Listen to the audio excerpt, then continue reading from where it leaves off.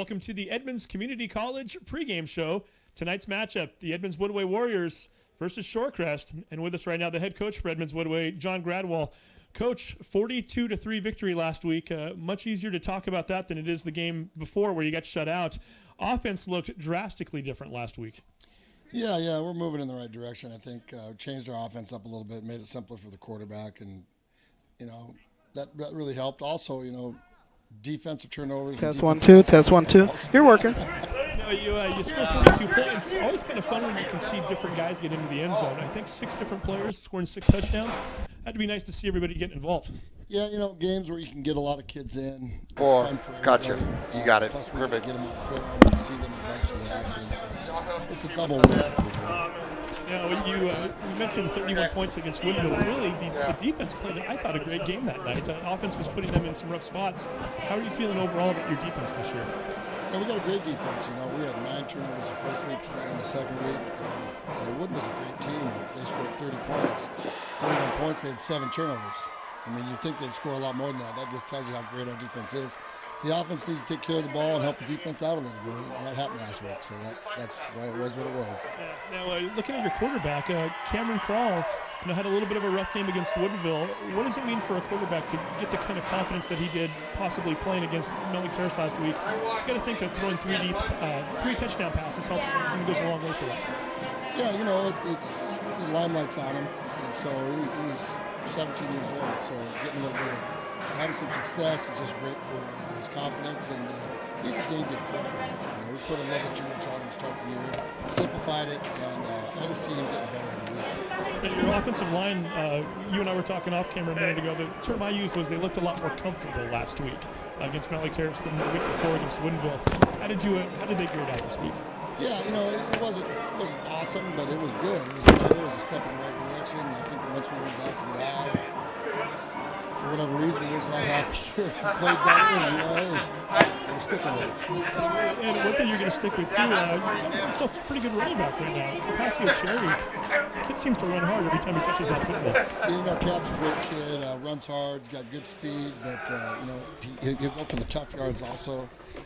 We've got a Dooley Jada, Henry Tillman, Chris Tilbury had a good run. So, yeah, we're pretty excited about the guys we have in the backfield. And I think, as we get better up front, they'll showcase their abilities a lot more.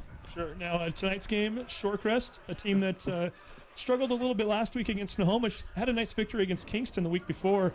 You've had a chance to watch them on tape this week. What do you see from them, and what do you expect? Well, yeah, they're just like us. They've had some turnover issues and things like that.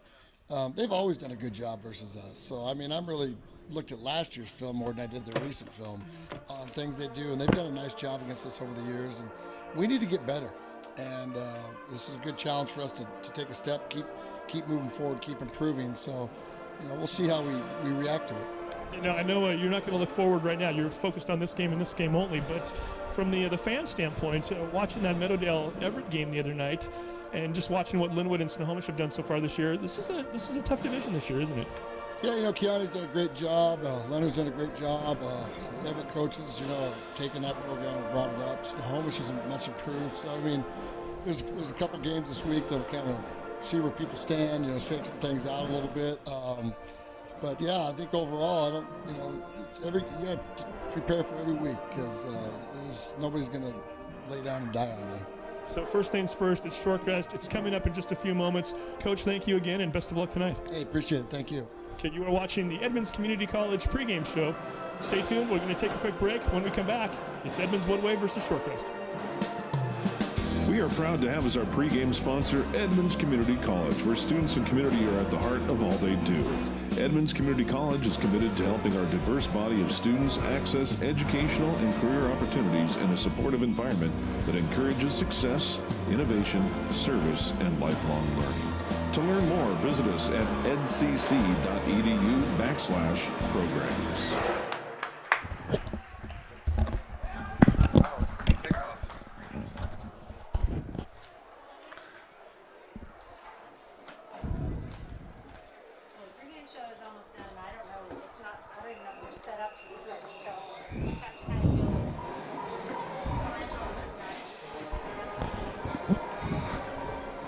One, two, three, four, five.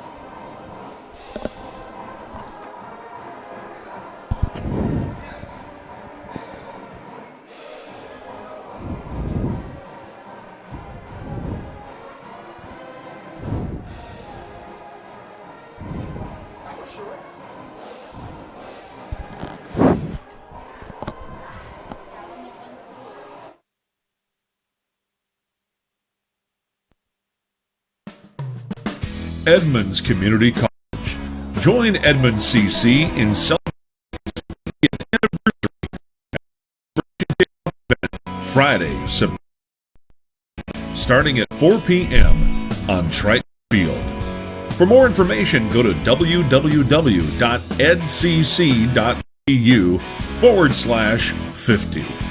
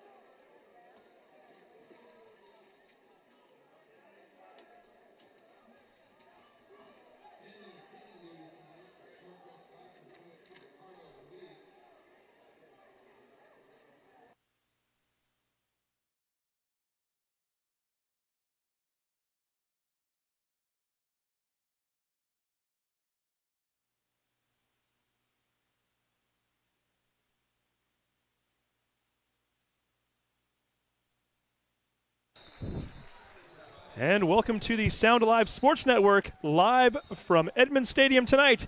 It is a Wesco 3A South battle between the Edmonds-Woodway Warriors and the Shorecrest Scots. My name is Steve Willits. I'll be joined momentarily by Scott Brudevald, and we are just getting underway. Opening kickoff just taking place. Penalty flag was thrown as the tackle on Jero Rouse took place at the 28-yard line. However, a penalty flag against Edmonds-Woodway. We're going to get a block in the back since we're just getting set up here, so we'll have our cameras up and running in just a moment and get you all of the action. The Edmonds-Woodway Warriors coming into this game with an overall record of 1 win and 2 losses. They are 1-0 in conference play. They lost their first 2 non-conference games of the year before bouncing back nicely and defeating the Mount Lake Terrace Hawks 42-3 last week. And then we've got the Shorecrest Scots. 1-2 record also overall with a victory over Kingston. That was a 21-7 victory 2 weeks ago. They got league play kicked off last week, a game in which they lost to the Snohomish Panthers 49-13. Joining me right now, Scott Brudevald. We have the opening play coming up from scrimmage. Cameron Kroll underneath center at quarterback. He looks to throw, and he's going to throw deep on the very first play. Diving, trying to make the attempt at the catch was number 24, Jalen Nash. Couldn't quite come up with it. It's going to be 2nd and 10. And Scott, Edmonds-Woodway, the tale of 2 teams. That team 2 weeks ago that we saw get shut out against Woodinville. Good defensive battle that game for them, but the offense really sputtered all night long.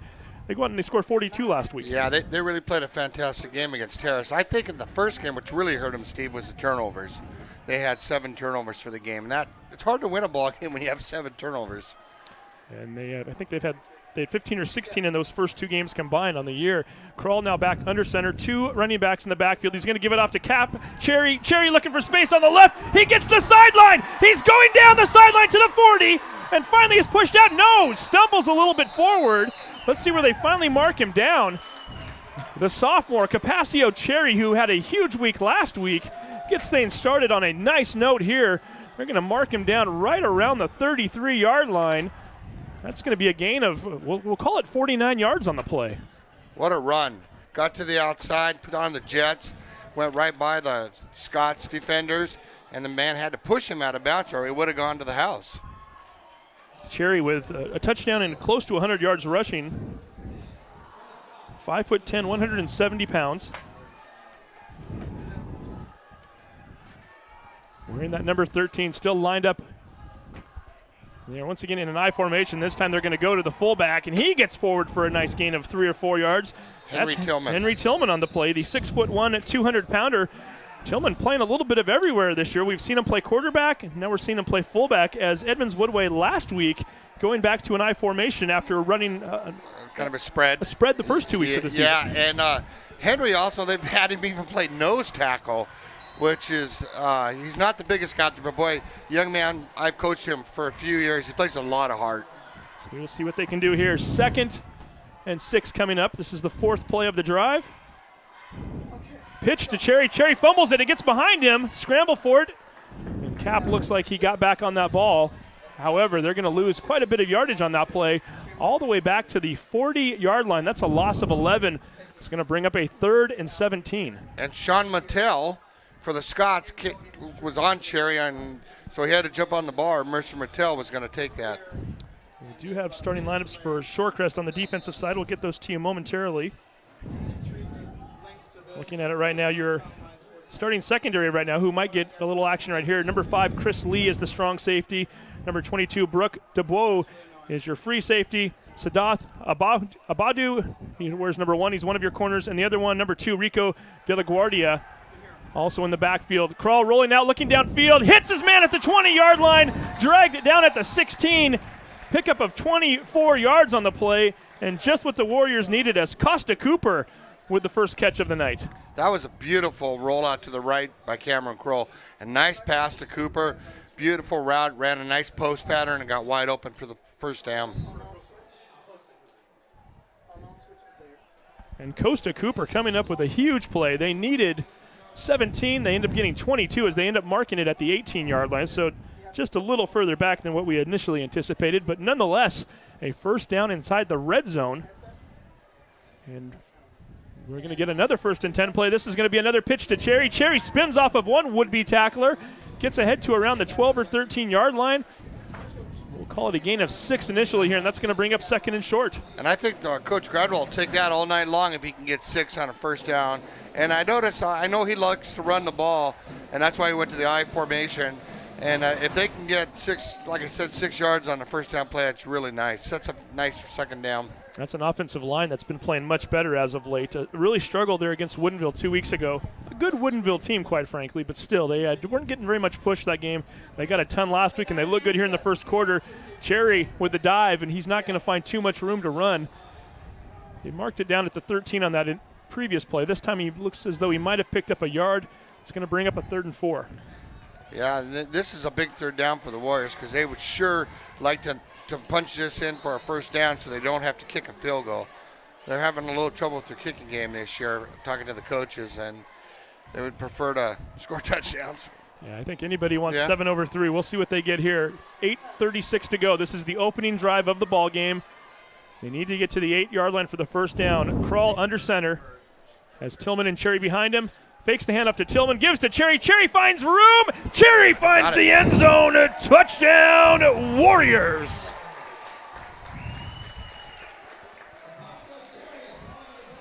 Cap Cherry, a 12-yard rushing touchdown.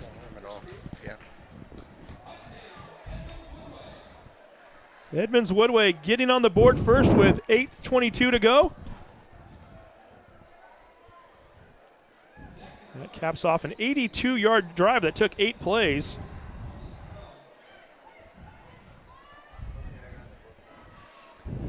Coming on to kick right now, that is number 33, Jackson Carr. Carr with a kick, it is up, and it is good. So Edmonds-Woodway taking the ball 82 yards down the field. They score the opening drive touchdown. Let's see if Shorecrest can answer. We're going to take a quick break. You're watching the Sound Alive Sports Network.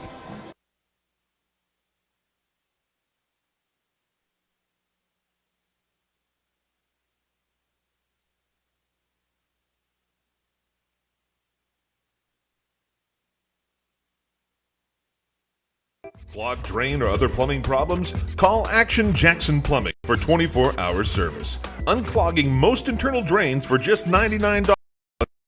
Call 428-877-5601 or visit actionjackson.com.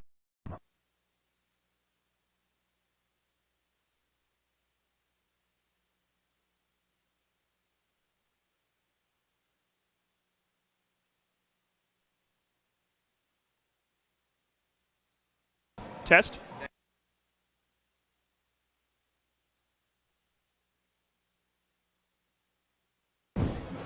And welcome back to Edmonds Stadium.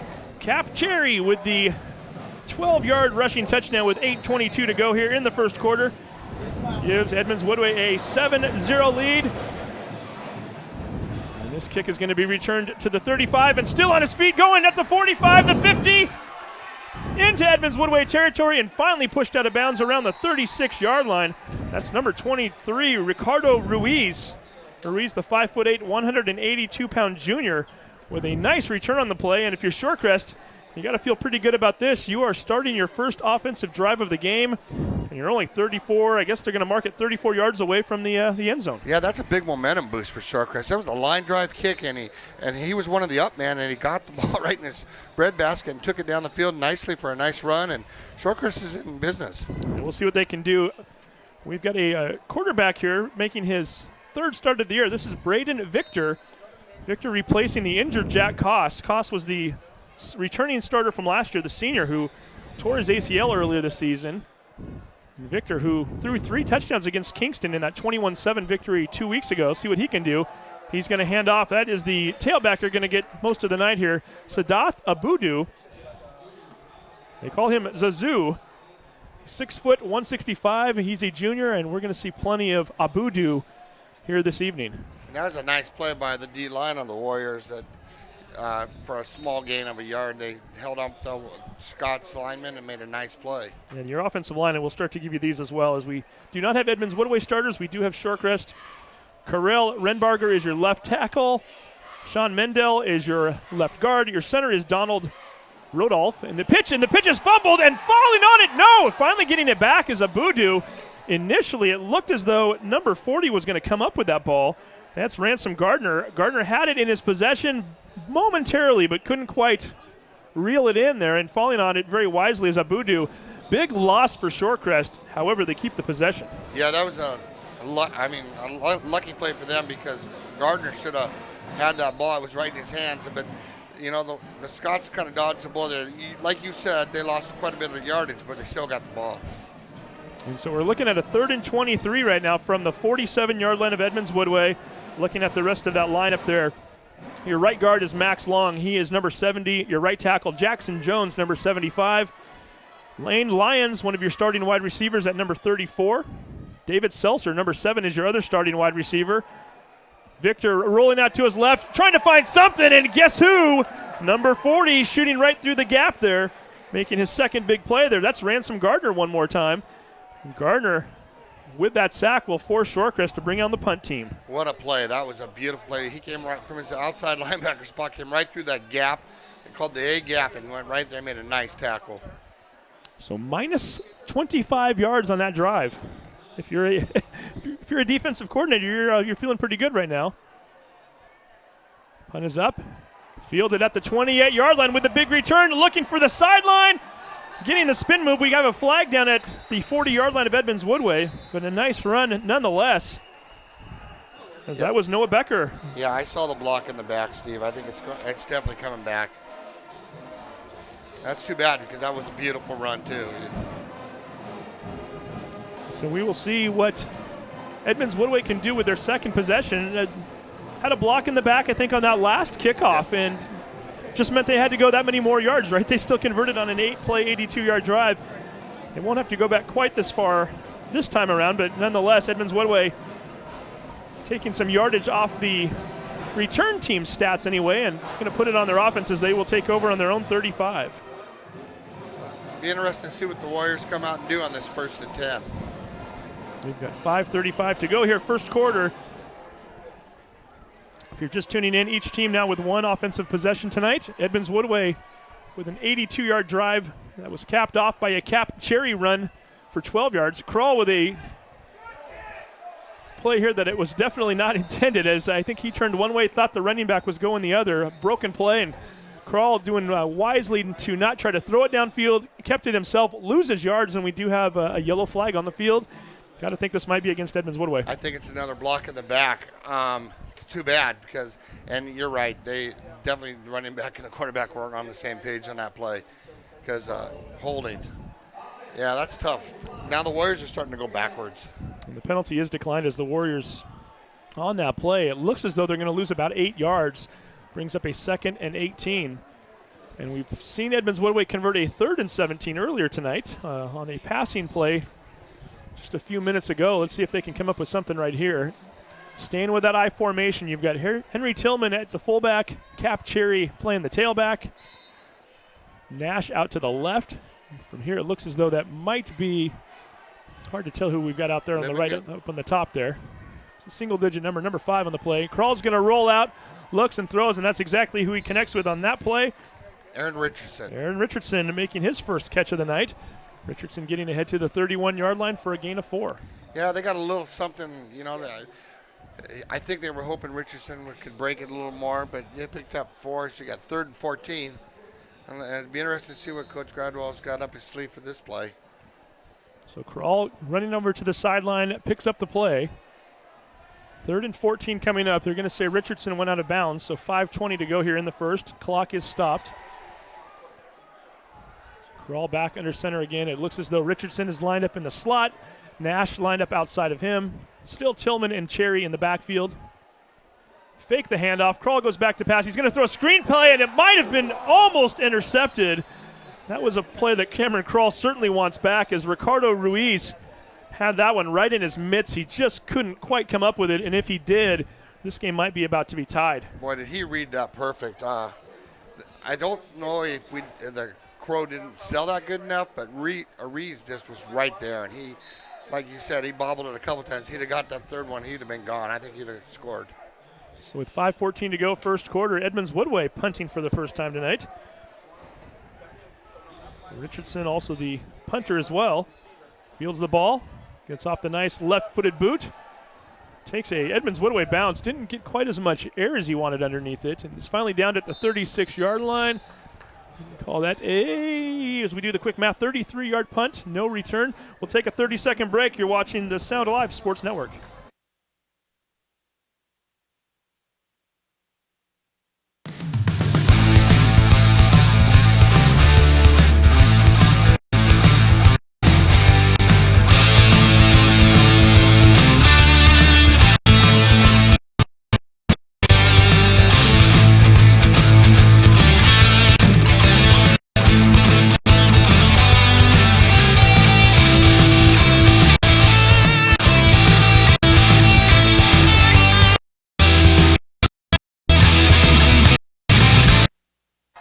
Welcome back to the Sound Live Sports Network. That ball is almost picked off as Braden Victor dropping back to pass. Didn't have anything but green in front of him and threw it right to one of the Warriors, and fortunately for him, ball was dropped, incomplete. It's going to bring up 2nd and 10. So far, we really haven't seen too much offense besides the first drive by the Warriors. Pretty much been a stalemate. I noticed the Scots aren't going to their right side, which is the side that Ollie Gale's on, which is probably pretty smart. Gay, the big number 88, the defensive end, one of the best defensive ends in the entire state. Oh, and that ball is fumbled. And it's still loose on the ground, and it looks as though Edmonds-Woodway might have it. Abdulli Jada, I think, might have come up with it. And we do get the signal. It is Edmonds football. Yeah, the Scots are right now, I've got to play a little less air-free because the Warriors are going to take advantage of these breaks. So Edmonds-Woodway will start the third possession of the night at the Scots' 32-yard line. By far the best field position they've had. And that just looked like a botched snap from the get-go as Victor couldn't come up with the shotgun snap.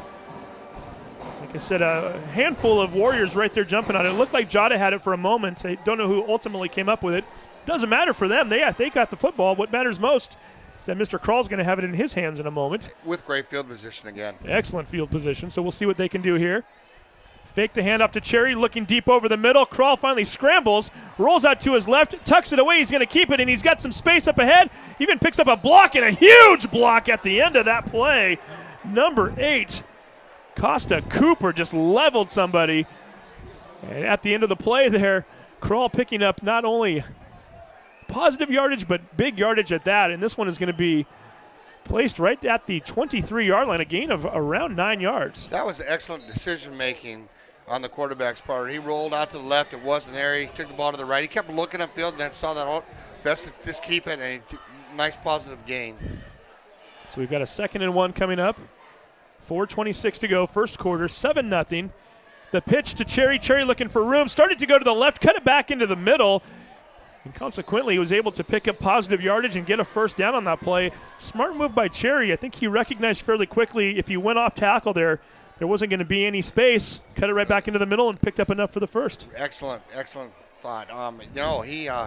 He would have been stuffed to the outside, so he cut it back inside and picked up the first down. Really smart play. So we've got a 1st and 10 coming up for the second time tonight. Edmonds-Woodway into the red zone of the Scots. They scored a touchdown on that first drive. Let's see if they can do it here again. Kral looking back at the coaching staff, looking over to the sideline. Has 6 seconds left on the play clock, and we get movement there. And looked like Shorecrest jumped, Steve. saw a little bit of movement on both players there. I thought Shorecrest jumped first, and in high school, the defense doesn't have a chance to react and get back. Once they cross that line, yeah, it's a penalty. Yeah. Let's see what the referees call here. They're discussing it, so maybe something from the Warriors did draw them. There were definitely movement on both ends. It was just a matter of who moved first, and we're going to get that here in just a moment, and we'll make sure we... So they did call a false start on the Warriors. Want to make sure we give a shout out to our referee crew here tonight. Steve Reed is your ref. Chris Corbray is your umpire. Eric DiPaolo is your linesman. Marlon Hall is your line judge. And Leo Van Holbeck is your back judge. And all 5 of those gentlemen will be working the entire evening. So they're also doing the Mountlake Terrace Meadowdale game coming up. Crawl into the flat. Nash with the completion. Unfortunately for him, he gets taken down very quickly. Might have even lost a yard on the play. And Rico De La Guardia stepping up, all 138 pounds of him, to make the tackle. I think that ball got tipped, Steve, because that ball, or it came out funny off Kroll's hand because it kind of took a long time to get to the receiver. And unfortunately for the receiver, he got the punishment. So that clock continues to run here. 3:18 left in the first quarter. Edmonds-Woodway with the early 7-0 lead.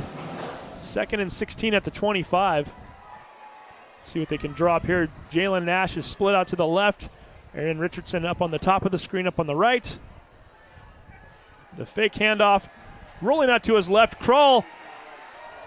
And finally gets brought down at the 32-yard line. Nice pursuit by the Scots. They had a number of players in there. And it looks as though number 53, who we got a number change on him earlier, Jake Smotherman, who normally wears number 11, 5'10", 205-pound senior, making the sack. No, that's a nice play. He rolled out to his right side and made a nice tackle on Kral. Kral had nothing. He was rolling to his left, trying to make a pass, and there was nothing there. He probably did the right thing by not forcing it. Even though he lost some yardage, I don't think there was anything else he could do.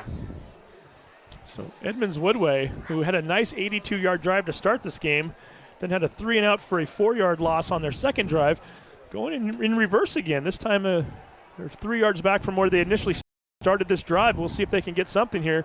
3rd and 26. You need to get to the 9-yard line for a first down, and Kral not liking what he sees. And we get a penalty flag down here as well. Let's see if the flag is for delay of game or if, in fact, they're going to say timeout first. I think the reason he called timeout is he saw, yeah. That's exactly what we have. We'll take another 30-second break. You're watching the Sound Alive Sports Network.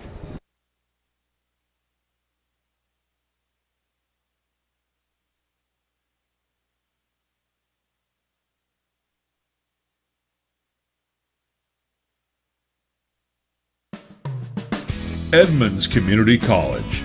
Join Edmonds CC in celebrating its 50th anniversary at its Celebration Kick event Friday, September 16th, starting at 4 p.m. on Triton Field. For more information, go to www.edcc.edu/50.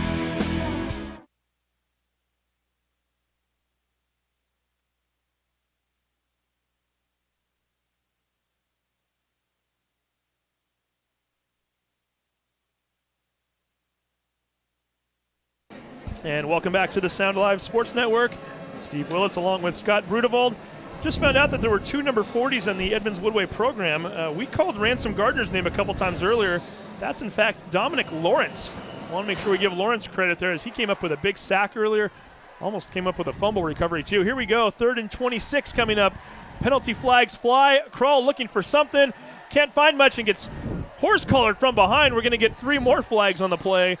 So there is yellow laundry everywhere. This could even be offsetting penalties. We'll wait around and see here for a moment. I think it's going to be offsetting penalties. I think we're just going to play it over because we definitely got a horse collar and we definitely got a hold on the Warriors. So we'll see what the refs, they're having a discussion right now. We'll see what they come up with.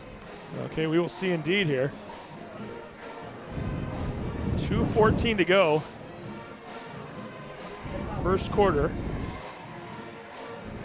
This could very well be offsetting penalties, which would mean we would play the entire thing over again.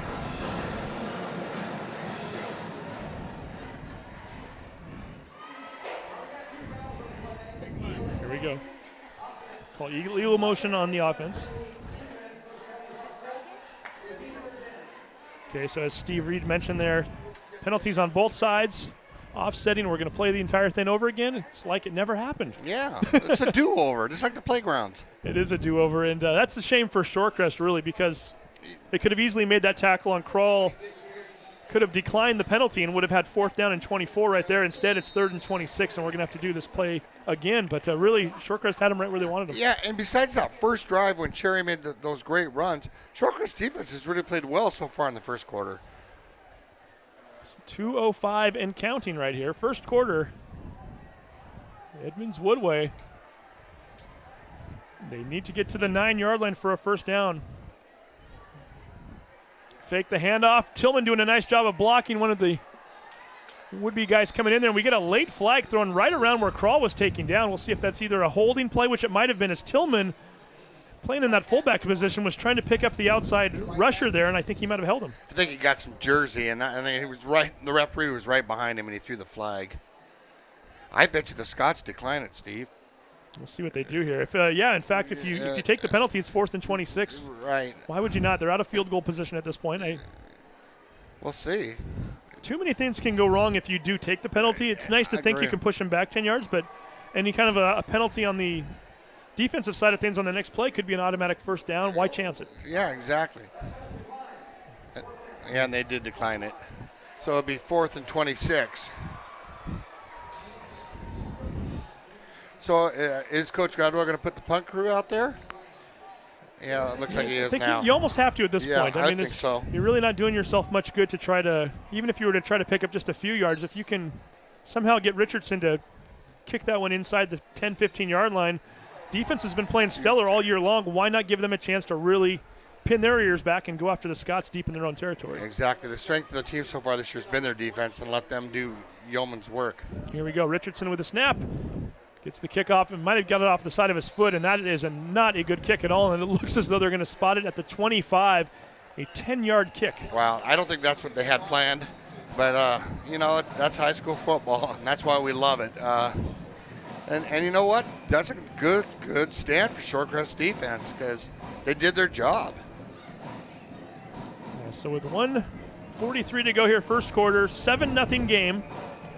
The Cap Cherry opening drive touchdown, the 12-yard run at the 8:22 mark left in the quarter is the only score we've seen thus far. And Shorecrest now getting a chance to bring their offense on for the 3rd time tonight. And the first two didn't go so well as they were 3 and out and had to punt after losing 25 yards in that first possession. And then on the second possession, they had a 2-play drive in which they fumbled. So we'll see what the Scots can dial up here.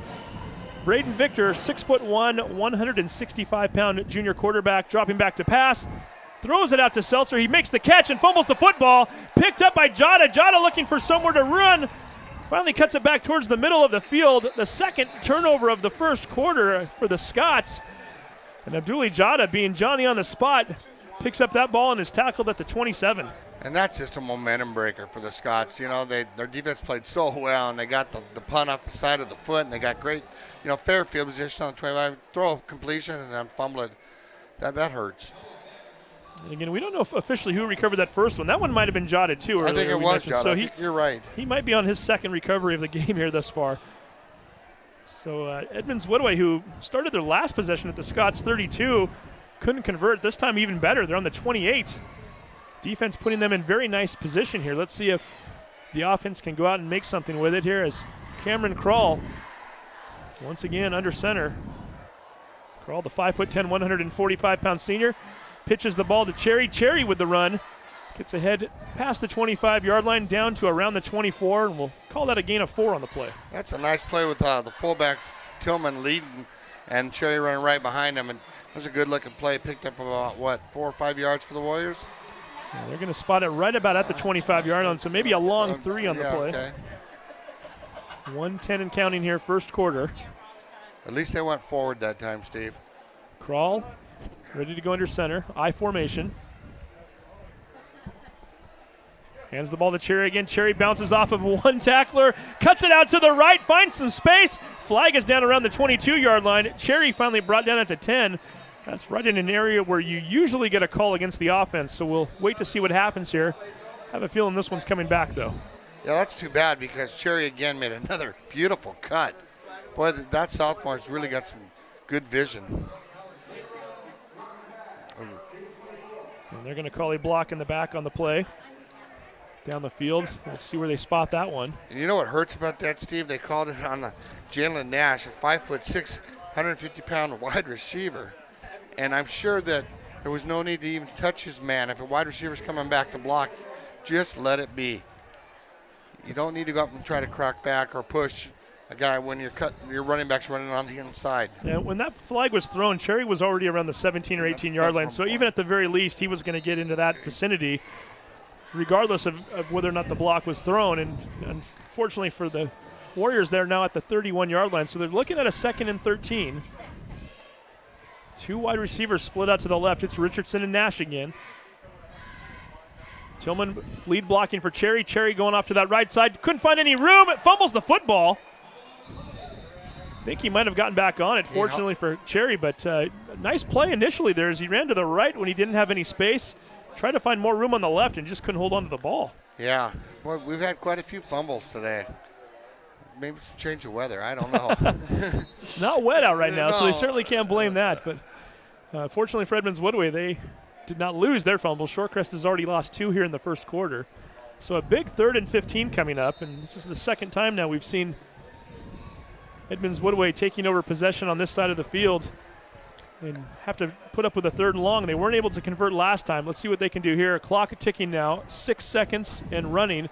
See if Kral can get this play off in time.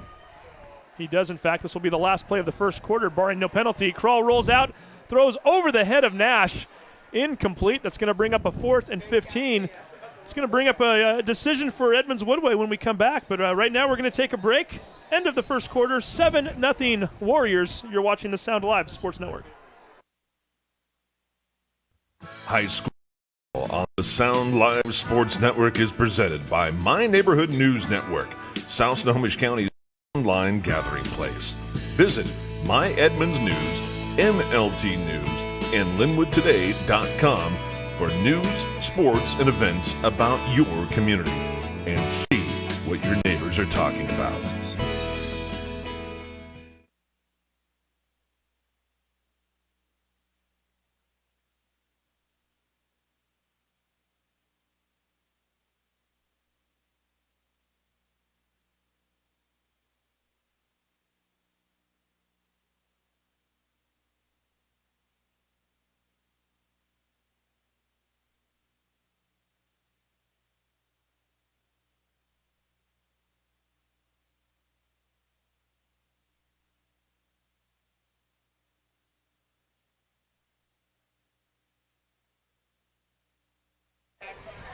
And welcome back to the Sound Live Sports Network. Steve Willits along with Scott Brudevald. 7-0 Edmonds-Woodway after 1. And Scott, the Warriors now with a little bit of a decision. 4th and 15 at the 33. They tried to punt from the 35 on that last drive. Richardson only kicked it 10 yards. I'm thinking you might go for it here. I think they're going to go for it. I think that's the right call because their defense has been playing excellent. And so if they don't get the first down, at least their defense is back on the field. They're deep in the Shorecrest territory, So here comes the offense. Kral ready to go back under center. Staying with that I formation. Henry Tillman back there in Abdulli Jada now playing the tailback position. We haven't seen much of him on offense yet tonight. He's certainly made his name known on defense in that first quarter. Richardson out to the right, Nash out to the left. Kral rolling out to the left. He's going to throw across his body. Intercepted. And finding a little space to run with and fumbling the football. It's on the ground. I think Edmonds-Woodway may have come up with that one, which will give them a first down. Oh, my goodness, what a play. I think Mark Try, recovered the fumble, number 70. Well, it looked like Try initially, but Tillman was the one that threw it back to the referee, okay. So I think it might have actually been, it was either Tillman or Try, one of those two made that recovery. Give number 5, Chris Lee, the interception. And quite frankly, if you're the coaching staff, I know DBs like those interceptions. It looks good in the stats. If Lee bats down that ball, it's a turnover. They get it on the 33. Tried to make something out of that play, and he shouldn't have, and consequently 2 turnovers on 1 play. We're going to take a quick 30-second break. You're watching the Sound Alive Sports Network. Clogged drain or other plumbing problems? Call Action Jackson Plumbing for 24-hour service. Unclogging most internal drains for just $99 plus tax. Call 425-877-5601 or visit actionjacksonplumbing.com.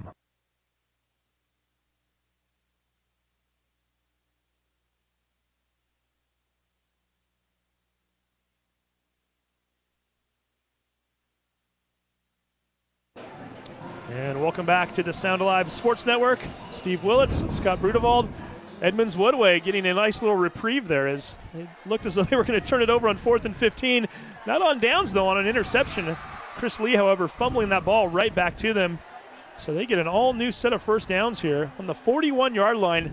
3rd time tonight they've started a drive in Scott's territory. They couldn't score on the first 2. Let's see what they can do here. Jada right up the middle. Gets ahead to the 34-yard line. We'll call that a gain of 7. When the Warriors run the ball and they run downhill like that, they've been really successful tonight. It's when they roll out and they try to throw the ball that they haven't been so successful. So I would look for a lot of running from the Warriors. They are not wasting any time. They get right back to the line of scrimmage. Jada continuing to run in there. Standing behind Tillman. They're going to give it to Abduli one more time. Tries to stiff arm a tackler and can't do it. Nice job. That was number 51 on the play. Sean Mintel, the 6'2", 190 senior defensive player, stuffs Jada in the backfield for a loss. I mentioned earlier we've got the starting defense here for Shorecrest. We read their secondary back in the first quarter. Their linebackers, number 56, David Rudolph, number 53, Jake Smotherman, number 23, Ricardo Ruiz, and number 51, who we just mentioned, that was Sean Mintel. We'll get to the D-line here in just a moment. 3rd and 6 coming up for the Warriors. Kral dropping back to throw, throws it into the flat. Nash can't come up with it. Kral throwing that one a little bit too far to his right. If he had that one on the mark, Nash might have been able to make a play. Unfortunately for them, 4th and 6 coming up. It didn't look like he was set. He just took the ball and tossed it, and it was over Nash's head like you said. But we're back in that area again, Steve, where it looks like the Warriors are going to go for it, 4th and 6, because they really have nothing to lose. The way their defense is playing. Here we go. That defensive line for Shorecrest. Number 21, Nick Kingkoff, plays running back on offense. He's a defensive lineman. Max Long, number 70. Number 53, Michael Mosley, a Mountain Lake Terrace transfer. And number 56, David Rudolph, who we also called on offense. Here we go, 4th and 6 coming up. Kral fakes everybody out, rolls to the right, hits Tillman down the field. Tillman bounces off of one tackler, spins his way forward down to the 22. A big first down pickup on 4th and 6 and a gain of 15 yards. That was a well-designed play. Kroll rolled off to his right, and Henry came out from the fullback position out to the left flat and made a nice catch for a first down. Good job. Perfect deception. Like you mentioned, Kroll, everybody fooled on that play. I think a lot of folks thought he was going to the left, and when he rolled out to the right, had some space in front of him. Maybe not enough to catch a first down, but certainly enough to find Tillman running down the field. So beautiful play by the Warriors. We get some movement here, and we get a whistle. We're going to see that might be on the defense. I think that's on Shorecrest. I think they encroachment. Let's see what the call is here. And they're going to call it a false start on the offense again. And give Shorecrest a lot of credit on that play. The dancing around along the line there, as long as they don't cross into the neutral zone, they can do that all day long. I think there was enough movement to where it kind of threw Edmonds-Woodway off. And somebody flinched, and that's all it takes. Yep. So Edmonds-Woodway, who just, ever since that first drive, continuing to get the ball all the way downfield, they start to make movement, or they get a first down, and then they just push themselves right back. Yeah, it's kind of, I know Coach Gradwell's got to be a little bit frustrated. So Kral back under center, 1st and 15 now. 9:47 to go, second quarter. And guess what? I think Shorecrest just gave the 5 yards right back to them. They sure did. It's Nick Kingkoff, who we just mentioned a minute ago. Kingkoff, not a big guy. I was talking to one of the assistant coaches earlier for Shorecrest. Kinkoff is 5'11", 175, but he's got a motor, and they love the way he plays. You could see that. I mean, he was ready to go. He's anxious.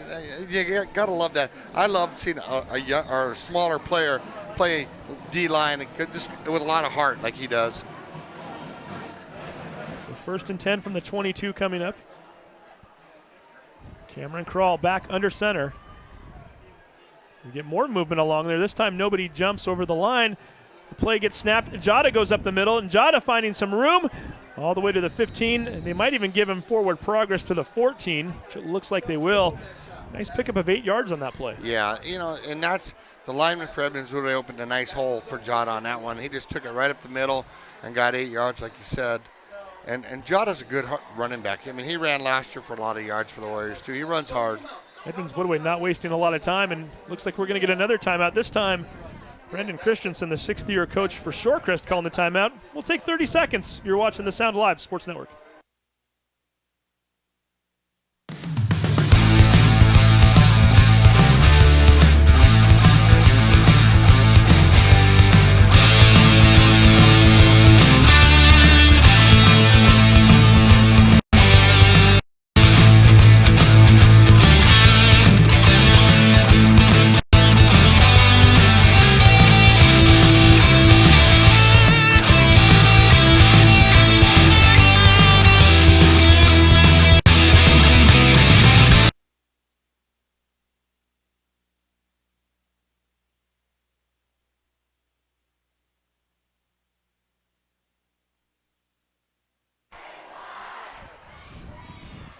Edmonds-Woodway, 2nd and 2 at the Shorecrest 14.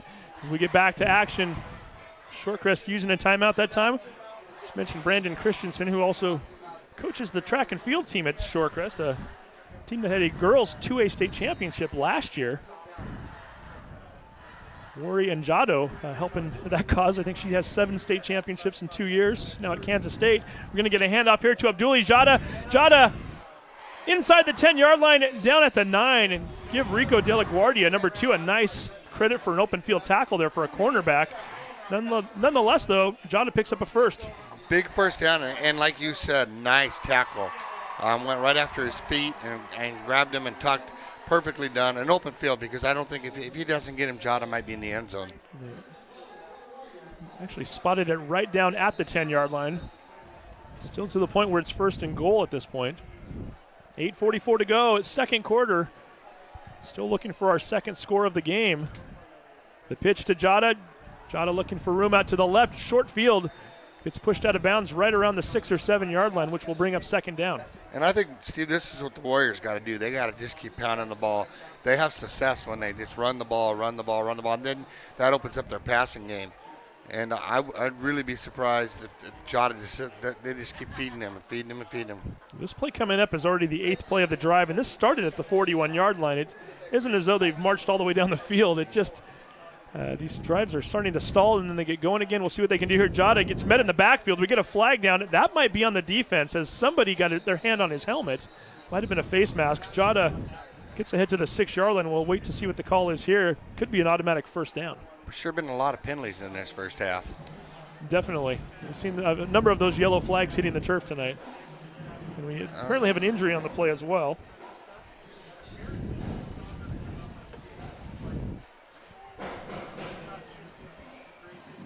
He's on the far side of the field. It looks as though it's one of the linemen that's down. We'll try to get you a number here in just a moment. Don't want to say anything until we're sure. We did see the lineman turn over, I believe, so we do have movement out there, which is always a good sign.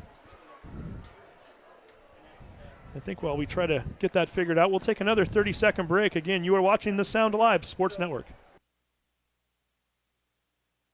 Clogged drain or other plumbing problems? Call Action Jackson Plumbing for 24-hour service. Unclogging most internal drains for just $99 plus tax. Call 425-877-5601 or visit actionjacksonplumbing.com.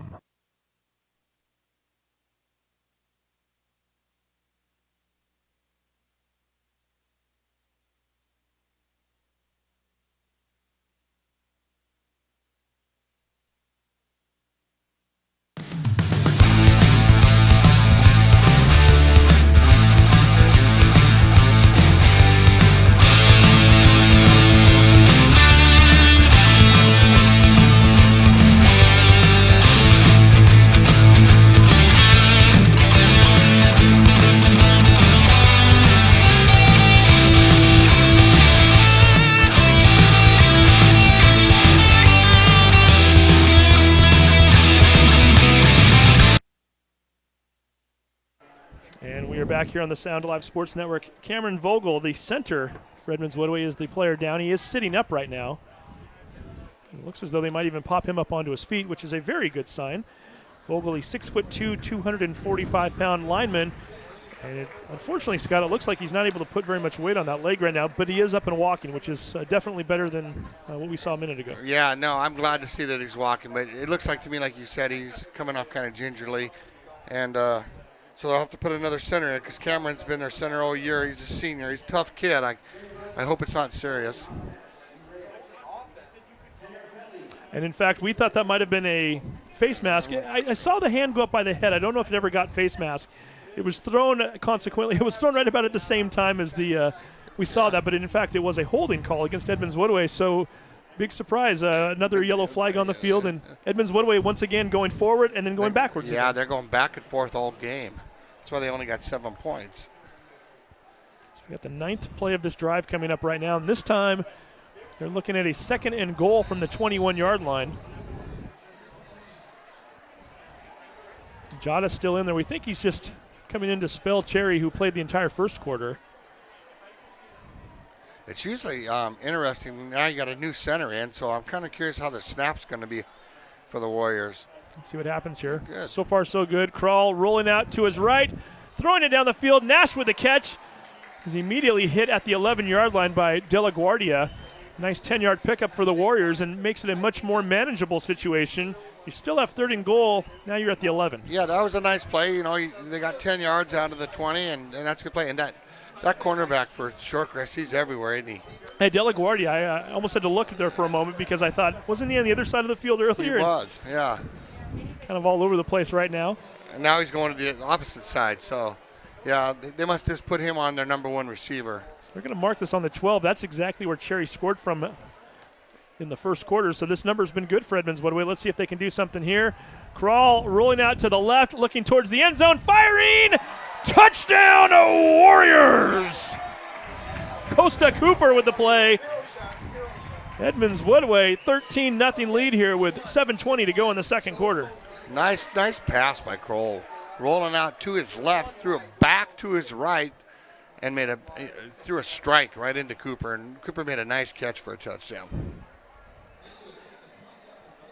So Carr back onto the field to try another extra point. It's her first score in almost 13 minutes. Second score of the game. Warriors now looking to take a 14-0 lead.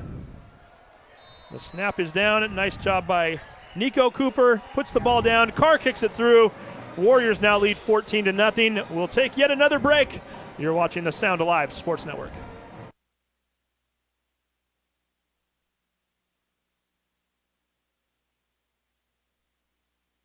High school football on the Sound Live Sports Network is presented by My Neighborhood News Network, South Snohomish County's online gathering place. Visit My Edmonds News, MLT News, and LinwoodToday.com for news, sports, and events about your community, and see what your neighbors are talking about.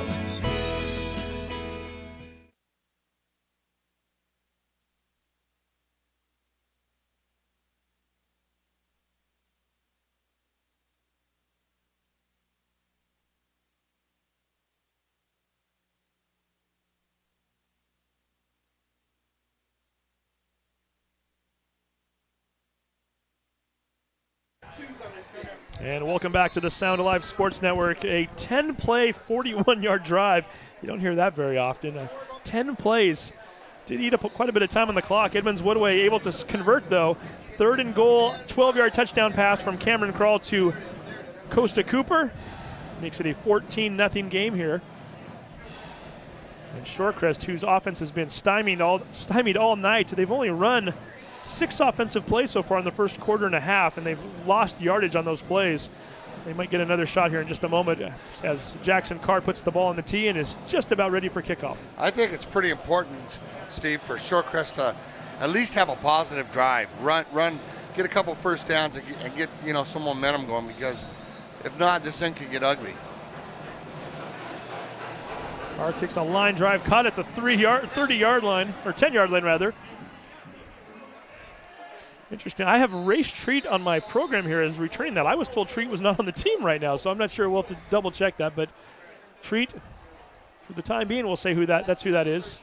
21-yard return out to the 31-yard line. And this is good field position for Shorecrest. I mean, now's time to see what they can do, because the Warriors' defense so far in this first half has been dominating. Yeah, minus 25 yards on their first drive. That was a 3-and-out. Second drive, they fumbled it on a botched snap to the quarterback. And then on the third drive, the very first play, completed a pass, and they fumbled that right after the catch. This is their fourth drive now. Ball is being carried very loosely, but they do get forward on the play. I believe that was Abdubu there. Let's see if that is in fact the case. And it is. Number 1 getting the ball to the 35-yard line. Give him a gain of 3 on the play. Well, they're going in the right direction there. I mean, they got 3 yards, and they held onto the ball, and now maybe they can get some momentum going. Because, like I said, if not, the Warriors' defense has been dominating this game, and the Warriors will take this game over. Unofficially, I had Shorecrest coming into this drive with negative 17 yards of offense on the night so far. Actually, negative 20, I'm sorry. So it's negative 17 now. We'll see what they can do here. 6:30 to go in the first half. Snaps a little bit high. Victor's going to take off running it and gets hit by about 3 different guys as he gets into the middle of the field. A little bit short of the 40-yard line. We'll call it the 39, and it'll bring up 4. And just trying to pound out a few yards at a time here was what the Scots are doing. Let's see if they can do enough for a first down on this next play. And that was our man Dominic Lawrence that made that tackle. Came in, and he was one of the 3 that popped him. We finally gave him credit on a play he deserved, right? 2 number 40s on the program. I guess we should have noticed that earlier. I certainly didn't. I looked at the one above the other, and we got you now, Mr. Lawrence. So, and only a junior too. He's looking good out there. He sure is.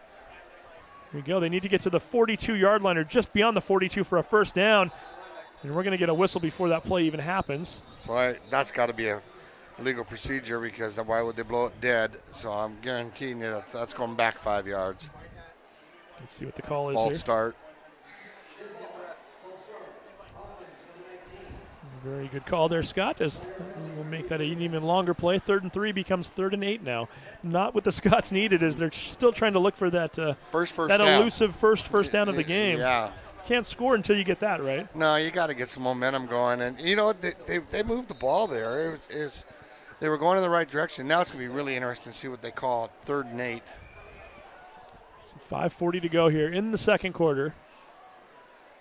The Edmonds-Woodway defense has been dominant so far. See big number 72, Mohammed Hassan there in the middle. You got number 64, who's not even on our roster, lined up.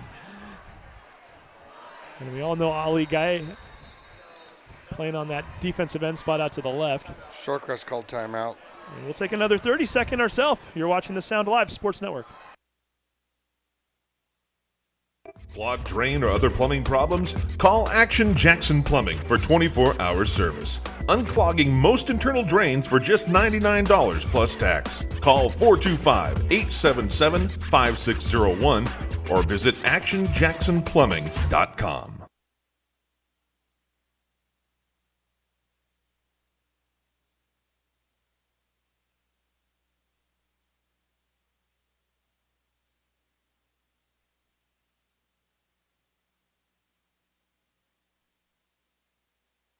And we are back. 3rd and 8 coming up.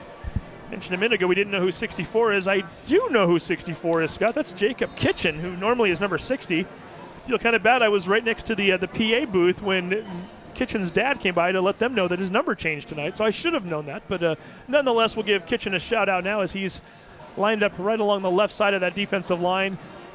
Looks like Hassan there is in the middle at the nose tackle spot. You got Gay just to his right wearing that number 88. And number 23, Reyes, also out to the right. They're going to throw this one deep into coverage, out of bounds, incomplete. Nice job by number 7. Fatih on that play, has angled his receiver, Seltzer, out of bounds. However, that ball wasn't going to be caught either way, but still, nice job on the defensive side of things. Yeah, and it was, and I agree with you. I don't think there was any chance that ball's going to be caught, especially when the receiver's 5 yards out of bounds. The receivers got to be a little sharper now. They got to make themselves available for the quarterback. But by running out of bounds, it doesn't help you at all. And now Shorecrest has to punt. We're going to get yet another kick for Shorecrest. Well, their second one here of the night. The other last two possessions ended in fumbles. This ball only kicked 16 yards in the air. However, it did take a nice little roll after that for an additional 8 yards. And Edmonds-Woodway with 5:03 to go in the second. They get the ball in their own 42. Still not bad field position. No, they've had great field position the whole game if they could just keep going forward.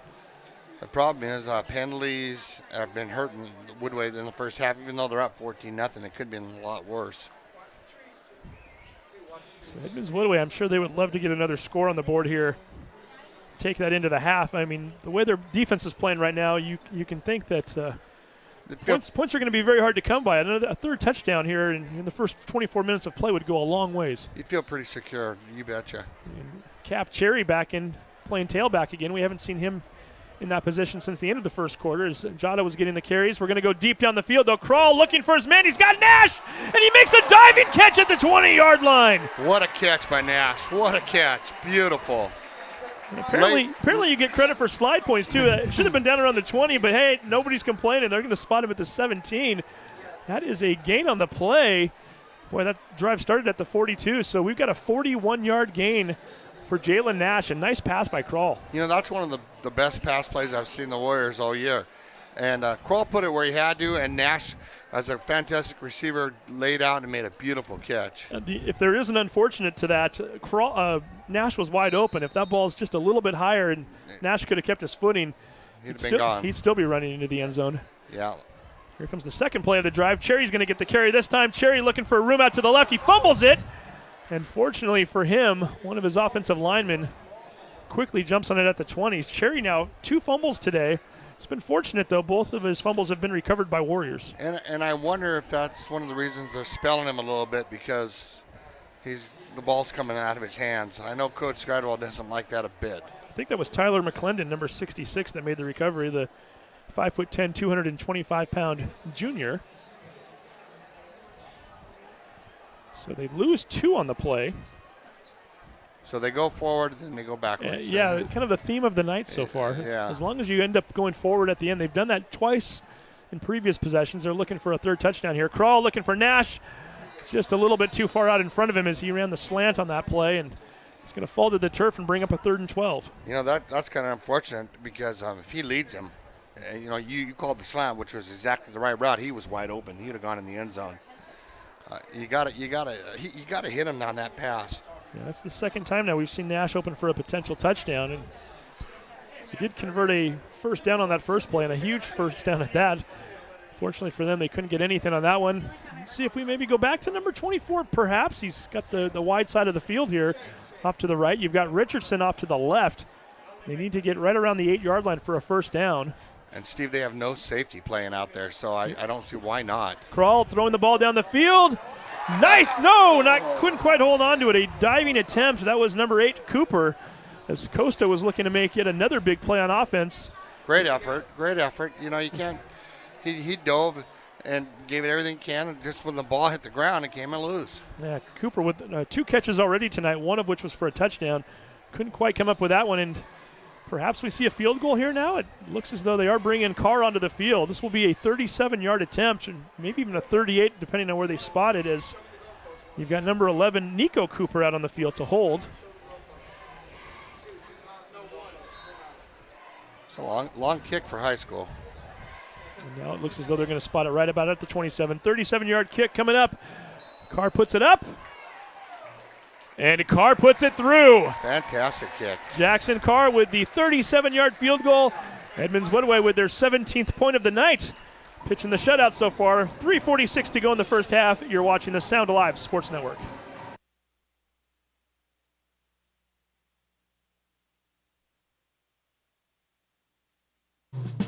We are proud to have as our pregame sponsor Edmonds Community College, where students and community are at the heart of all they do. Edmonds Community College is committed to helping our diverse body of students access educational and career opportunities in a supportive environment that encourages success, innovation, service, and lifelong learning. To learn more, visit us at edcc.edu/programs.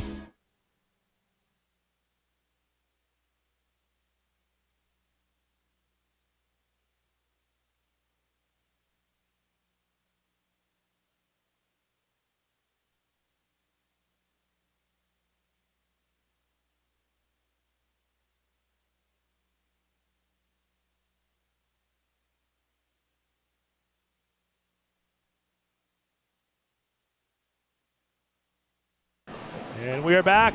3:46 to go in the half. Shorecrest bringing this kickoff out. And getting hit by a number of players there at the 24-yard line. Looks like it's number 3 again. We think that might be Race Treat. Treat, who I was told at one point this season, who was one of their top returners from last year, a wide receiver, was giving up football to focus on track. And he's still listed as number 3 in our program. I was even talking to one of the coaches down before the game, and they didn't think he was suiting up either. So I can't confirm that is in fact Treat or not, but we'll try to. Treat's listed at 6'3". I don't think that was Treat, but we'll nonetheless we'll try to get you some confirmation on that. Whoever it was, they bring the ball out to the 24-yard line with 3:38 to go here in the half. Yeah, and again, we've been saying it the whole game. Scots need to get a first down and get some momentum, get some plays going, and we'll see what they got. The Scots team that's been decimated by injuries all season long. I know we already mentioned, and we're going to get a lot of movement here. I think that might be offensively. We'll see. But then again, if the defense moves in there, they can get called as well. But a team that we mentioned Jack Koss earlier with the ACL injury. One of their top linemen, Mohammed Al-Jabari, only a sophomore, but a great lineman that they have. He's out right now with, I believe, a ligament injury in his hand. We've got a few guys that are also banged up on that team, and a team that really isn't that deep to begin with. A young team, though, when you look at the roster, Scott, as they're going to call it encroachment, so that'll give Shorecrest 5 more yards of offense here. But when you look at that team, a lot of juniors and sophomores, and talking to one of the coaches before the game, I guess their freshman team is looking extremely good right now. I feel like we say that year in and year out that Shorecrest might be building towards the future, but perhaps this time they've got something going. Sure, and by giving all these young men playing time, it's just going to make them better for the future. So it's a good thing for the program. And so they got a 1st and 5 coming up here, 3:38 to go. Handoff, and that is there's nothing Nick there. Kingkoff, who couldn't find much room. Kingkoff, we mentioned him on defense, a really hard-nosed player. I was talking to one of their assistants, Mike Yalowicki.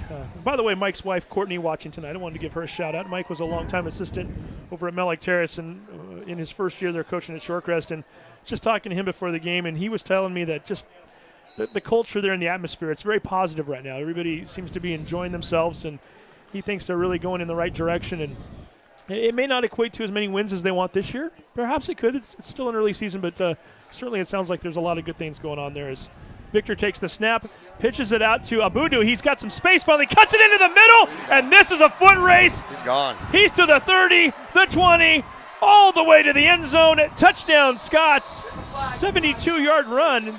Heard we had a flag down on the field there somewhere. Do we see the flag? 27-yard. Oh, it was on the 27-yard line, right along the sideline. Sadath Abudu, the 6', 165 running back. And we're going to get a holding call against Shorecrest. When it rains, it pours. Boy, that's unfortunate because that was the play that Shorecrest needed. And maybe the hold helped him get that. But yeah, that flag is, if you can see it on camera, you may not be able to. It is on the near side of the field, right inside the out-of-bounds line, maybe about a yard inside it, on their own 25-yard line. So I would assume it was a receiver. But you're right, Abadu, he cut back into the middle really nicely. He may not have even needed that block, but nonetheless, it was there, and it's coming back. And we just got to see a glimpse that young man gets open. He's got wheels. We just talked about them being a young team, only a junior. Yep. Well, at the very least, the Shorecrest offense and the Edmonds-Woodway defense, they get a little exercise on that play. These plays have been so short and quick that these guys are barely breaking a sweat. At least the players that only play one way tonight, they were all over the field on that one. Yeah. And I see the coaches for Woodway out there harping on their DBs and yelling at them. So I think there might have been some missed tackles on that play. That's really unfortunate for Shorecrest. They had their first good play of the game, and they got to come back on a hold. Yeah, a team that hasn't had anything positive on offense tonight. Certainly they've had a couple of 3- and 4-yard plays here and there, but nothing more than that. Their biggest positive play of the night was a 5-yarder that Seltzer caught, and he fumbled on the play. He fumbled the ball, yeah. That's tough. So they're going back to their own 15-yard line. It brings up a 2nd and 19 with 2:47 to go here in the half, and all of a sudden, if you're Edmonds-Woodway, you've only got one timeout remaining, but you can start thinking about possibly holding them on this drive and maybe getting the ball back with some time to spare to try to score again. Definitely. The way the punting game's been, I think you're exactly right. So Braden Victor in shotgun formation. Ball is snapped high. Victor brings it down, throws it over the head of his receiver. Picked off at the 25-yard line. That's Becker. Touchdown to Warriors! Noah Becker, one of the league leaders in interceptions last year as a sophomore. As a junior, he gets his first touchdown return of the season. With 2:38 to go, Edmonds-Woodway up 23-0. And he just set in his zone. They're playing his zone defense. He set in his area, and the ball was just almost like it was thrown to him. It was over the head of the receiver, and he took it to the house. Nice play by Mr. Becker. Give him 25 yards on the plate. Jackson Carr once again out onto the field, ready to try a point-after touchdown. We were just talking a moment ago about maybe getting the ball back to try to score. Who needs the offense on that play? Just let your defense take it all the way, and Noah Becker playing a nice center field there. Just waiting for that one. Sailed over the receiver's head. He took it to the house.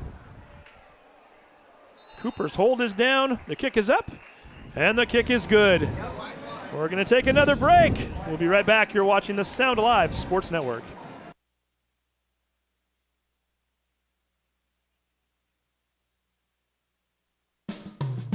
We are proud to have as our pregame sponsor Edmonds Community College, where students and community are at the heart of all they do.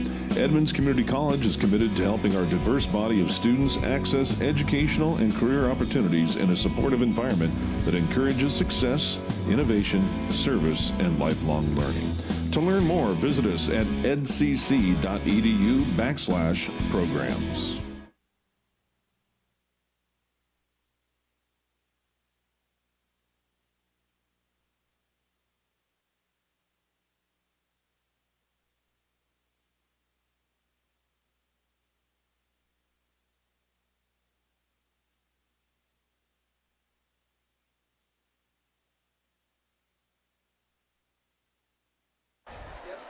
And we are back at Edmonds Stadium. All Warriors here in the first half, especially in the second quarter, a quarter that has seen them score 17 points already. And they kick off to Edmonds-Woodway. Nice job by Carr to boot that one over the head of Abudu. It's going to come out to the 20. And I think, Steve, for the first half, it's been like you've been saying, it's the Warriors' defense has really been dominant. In fact, they even scored the last touchdown. And Shorecrest is having a hard time moving the ball against this defense. And we even talked about this with Coach Gradwell the other day during the pregame show. The defense, even in that Woodinville game, don't have the exact stats in front of me. They didn't give up much more than around 200 yards of offense. Gave up 31 points, but most of those points were set up by the offense either having turnovers or special teams turnovers. In one case, there was even a defensive score. So defense has played well all year. I agree with you. And Woodinville had the ball in their part of the field all night because of that. So you're exactly right. Yeah, the defense has been playing outstanding. So Victor takes the snap. Abudu getting met in the backfield and brought down at a 17-yard line. That's a loss of 3. Stepping up and making that play, that's Brian Cernowski. Wow, wasn't that a nice play? From his linebacker spot, he just came right up and took him right on. And Shorecrest, in my opinion, Shorecrest is going to have to get some guys up there blocking, or because the Warriors are just dominating right now. Doing it on the front, doing it with the defensive players in the back. This is a very, very solid defensive squad right now, and they are flexing their muscles tonight here. 2 minutes now to go in the half. The clock is running. Victor takes a snap, runs it right up the middle, gets ahead for maybe 3 yards. Might have gotten a little bit past the original line of scrimmage, and now Victor's a little slow to get up. He's finally onto his feet, as well as one of the offensive players, the lineman number 74. That's Correll Renbarger. Renbarger also back up. That's good to see, and we bring up a 3rd and 9. Yeah, and I noticed Shorecrest has not run at Mr. Gay all night. Everything's to the opposite side or up the middle, and there's good reason for that because the man can play the game. I don't know that I would run towards Mr. Gay either if I had the football in my hands. No. He's a big young man. Being recruited by quite a few schools, notably Pac-12 schools, I know, are looking at him a little bit right now. And been playing a little bit injured all year. I know he hurt that shoulder playing basketball this past spring, but it looks as though we're going to get another timeout. We'll take another 30-second break. By the way, we've got our Action Jackson Plumbing halftime report coming up. Stay tuned. You're watching the Sound Alive Sports Network.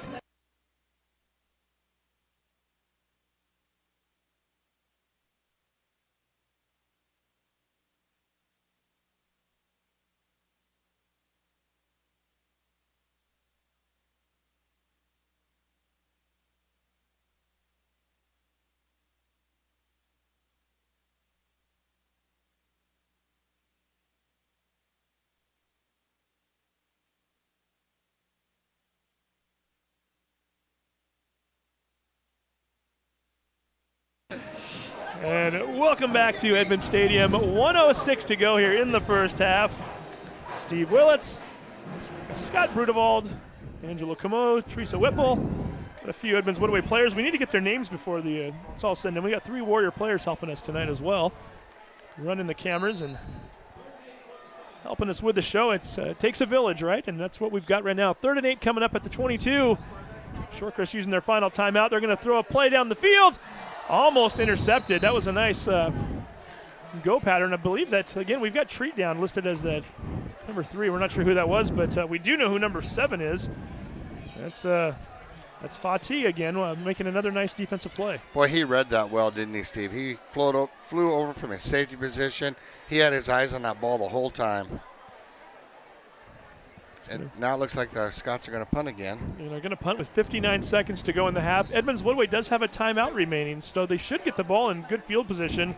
Noah Becker, who just scored a few moments ago on an interception, he's going to try to get something going here. Ball is kicked up into the air. We should mention, as he gets a nice roll there all the way to the 49-yard line, a 29-yard kick. That's number 85, Luka Bakovic, who's been doing the kicking tonight. Only a sophomore, and gets a decent kickoff that time and pins them back on the other side of the field with 48 seconds left. Yeah, the Warriors got the ball on the 49, and with 1 timeout, as you say, and that's a lot of time, if nothing else, to get in field position, because you've already proved that their kicker can make it from 30 yards and in. So I know they'll probably would prefer a touchdown, but I'm sure Coach Gradwell would take 3. Right now, you'll take any points with 48 seconds to go in the half. Let's see what they can do. Crawl fakes the handoff, looking down the field. Throws a little dump pass to Tillman. Tillman gets past the first tackler, ahead for the first down, and is finally brought down around the 36-yard line.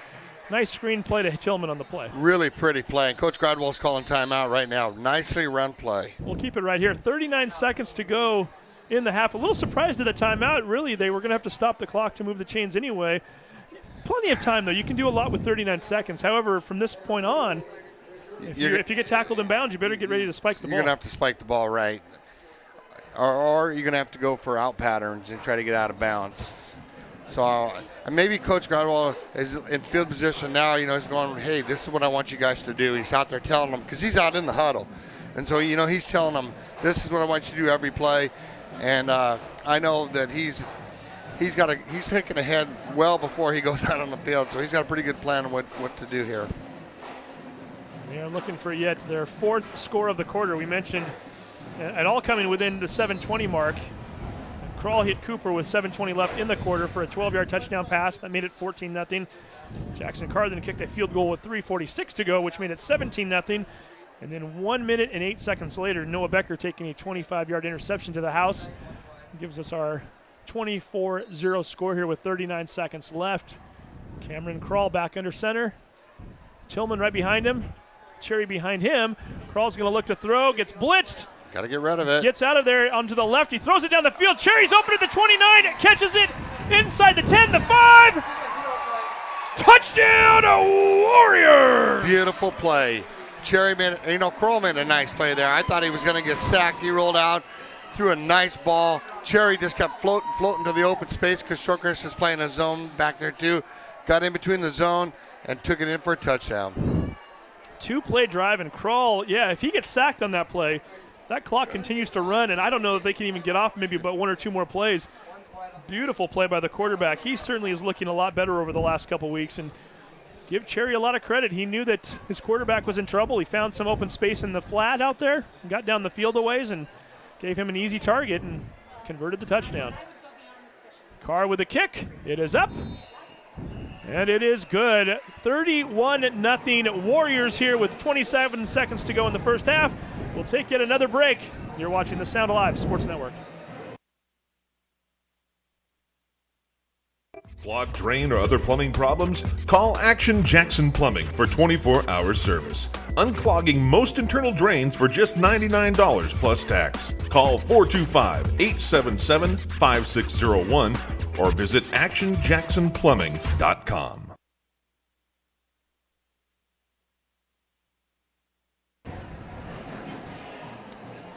Sun trying to shine out through the clouds there. It was cloudy all day. It's certainly sunny if you are a Edmonds-Woodway Warrior fan, as the past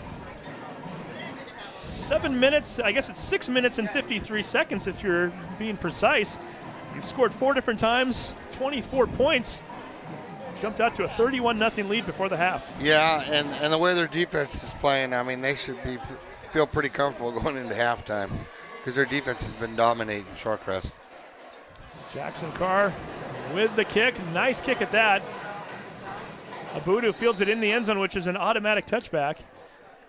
And Scott, I've got to think that if you're Shorecrest, I don't think you're trying to do much here with these last 27 seconds. Perhaps you let Abudu carry the ball, hoping he can break one loose, but I don't think if you're Coach Christensen, you want to do anything too dramatic there to try to get something down the field and perhaps turn the ball over one more time. I agree with you. I think they're probably just going to give the ball to their best running back and see if he can get a few yards. And if he breaks one, great. But if not, go into halftime, regroup, and try to come up with a plan for the second half. I'd really be surprised, Steve, if they throw the ball at all. No timeouts for Shorecrest, only one for Edmonds-Woodway. And if they do, in fact, hand it off here, I would think that Coach Gradwell would be very content with that 31-0 lead and not even try to stop the clock. Let's see if this is, in fact, the last play of the half. Handoff does, in fact, go to Abudu. Looking for some room outside. Tried to cut it back into the middle. Very reminiscent of the play that went for the 72-yard touchdown earlier that was called back. Doesn't quite get that yardage this time as he gets ahead for 7 yards. So certainly one of their more positive plays of the night.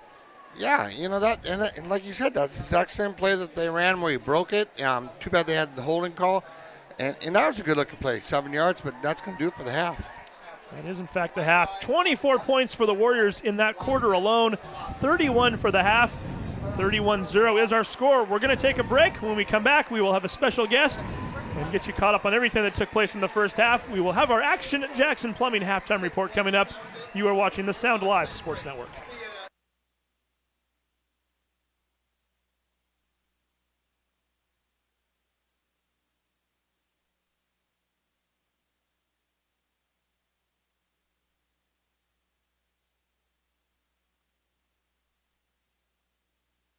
Clogged drain or other plumbing problems? Call Action Jackson Plumbing for 24-hour service. Unclogging most internal drains for just $99 plus tax. Call 425-877-5601 or visit actionjacksonplumbing.com.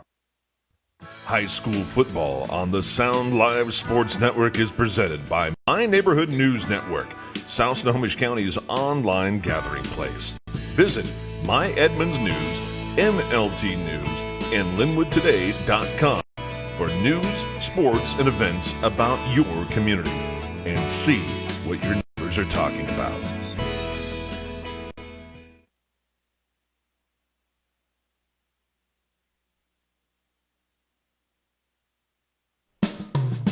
We are proud to have as our pregame sponsor Edmonds Community College, where students and community are at the heart of all they do. Edmonds Community College is committed to helping our diverse body of students access educational and career opportunities in a supportive environment that encourages success, innovation, service, and lifelong learning. To learn more, visit us at edcc.edu/programs. Clogged drain or other plumbing problems? Call Action Jackson Plumbing for 24-hour service. Unclogging most internal drains for just $99 plus tax. Call 425-877-5601 or visit actionjacksonplumbing.com.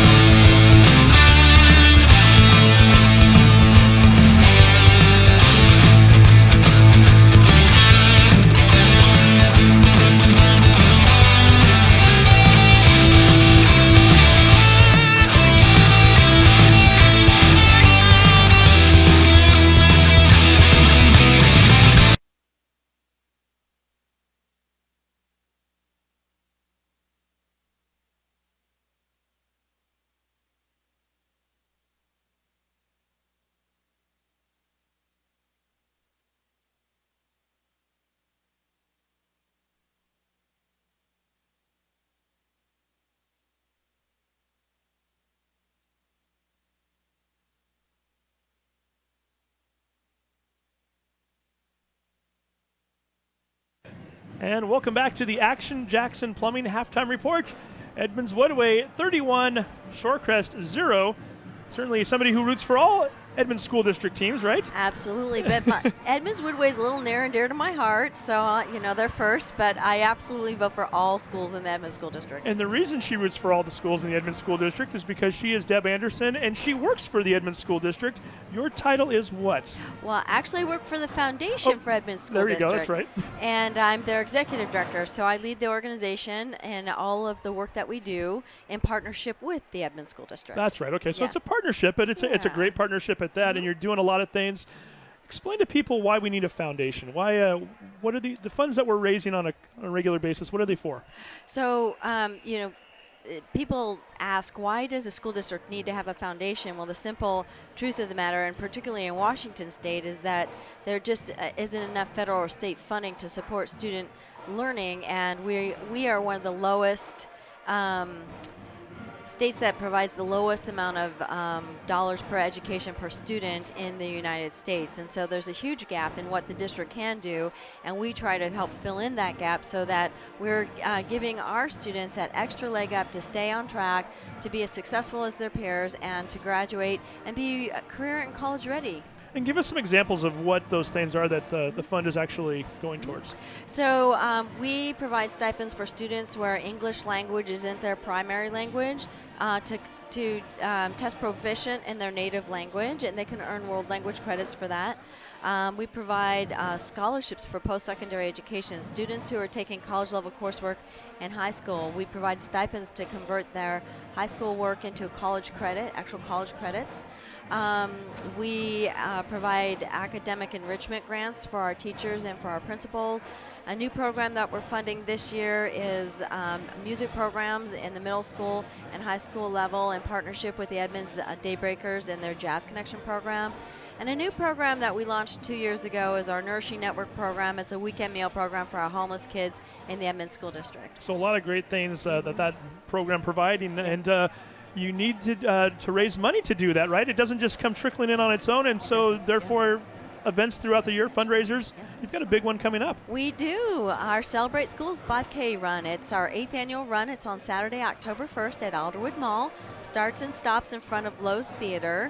The registration day of is at 7 a.m. and the race starts at 8. Come on out and join us and raise some funds for our schools. So it's a 5K. Do you have to run?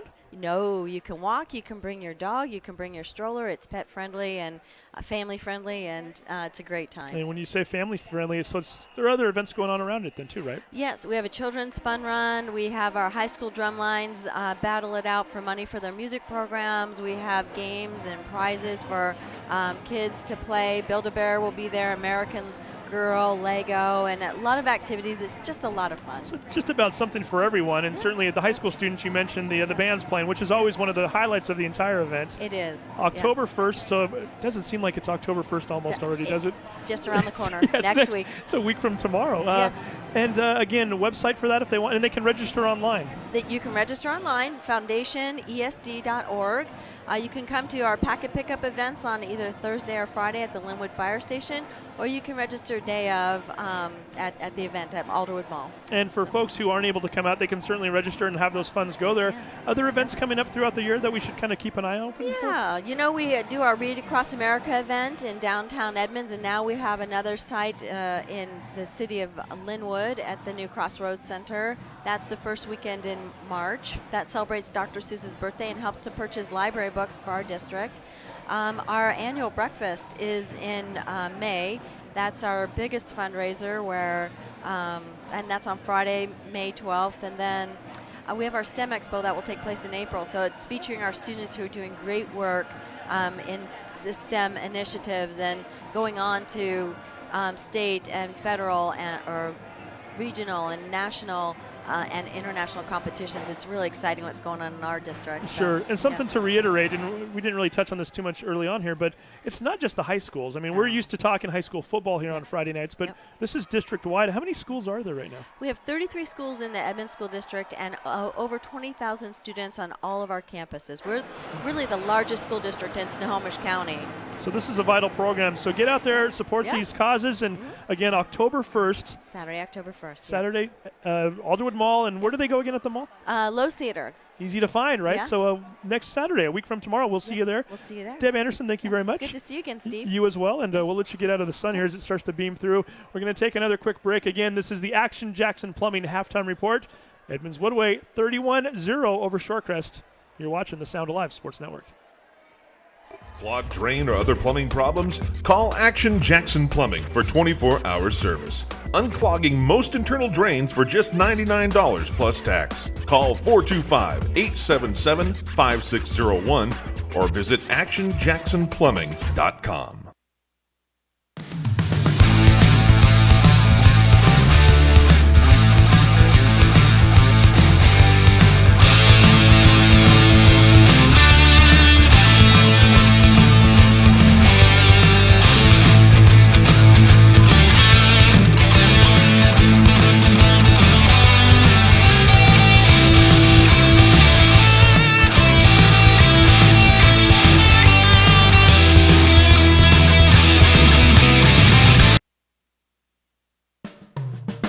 Edmonds Community College.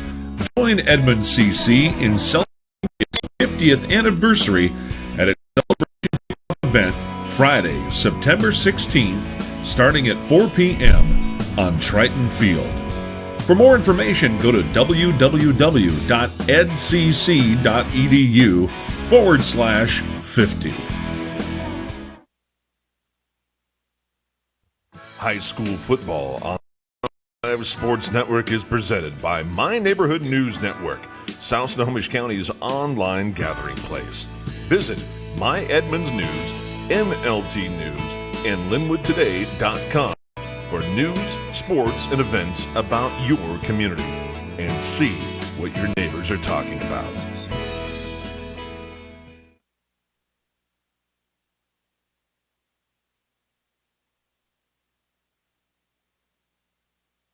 Clogged drain or other plumbing problems? Call Action Jackson Plumbing for 24-hour service. Unclogging most internal drains for just $99 plus tax. Call 425-877-5601 or visit actionjacksonplumbing.com.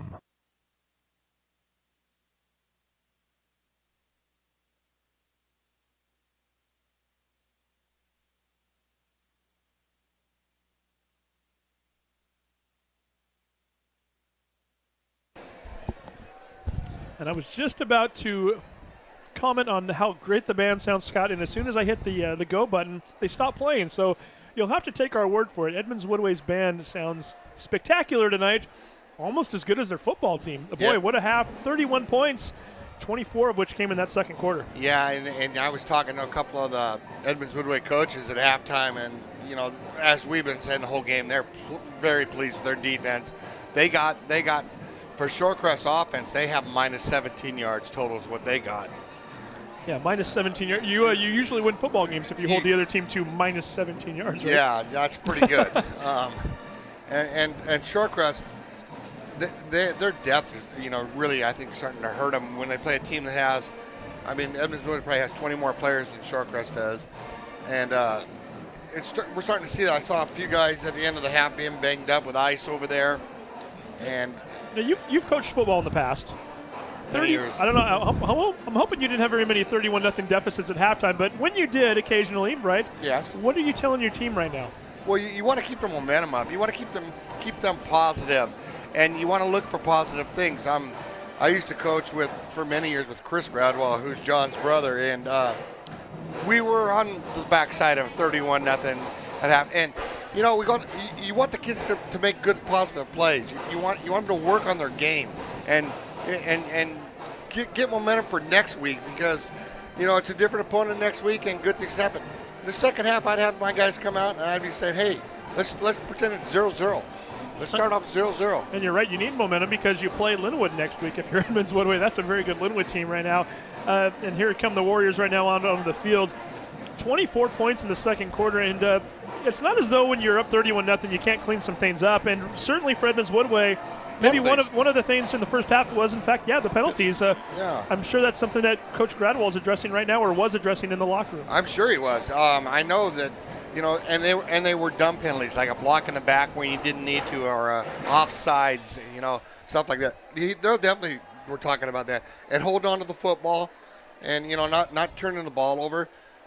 Excuse me. And for Shorecrest, they need to, that's something their coaches can say, guys, we got to stop fumbling the football, because they had 3 fumbles the first half. They did, yeah. So looking at the scoring real quick, Capascio Cherry, a 12-yard touchdown run in the first quarter with 8:22 to go. That made it 7-0. Second quarter, this is where the majority of the scoring took place. Cameron Kroll hitting Costa Cooper with a 12-yard touchdown pass on 3rd and goal. That made it a 14-0 game with 7:20 to go. Jackson Carr kicked a 37-yard field goal with 3:46 to go in the quarter. That made it 17-0. A few plays later, Noah Becca with a 25-yard interception return with 2:38 to go. Made it a 24-0 game. And then Capascio Cherry catching a 36-yard pass from Cameron Kroll with 27 seconds left. That made it 31-0. We're going to take another 60 or 90-second break here, and when we come back, we'll get you right to the third quarter. Again, you are watching the Action Jackson Plumbing Halftime Report.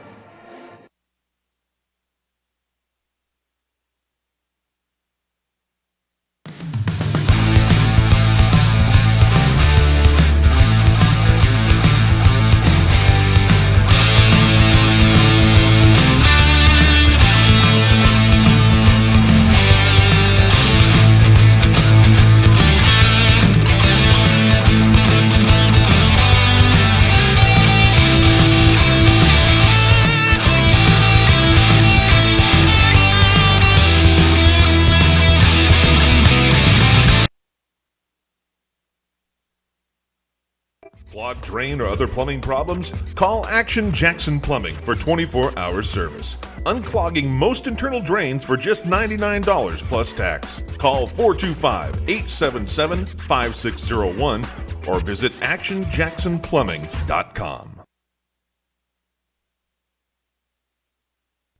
High school on the Sound Live Sports Network is presented by My Neighborhood News Network, South Snohomish County online gathering place.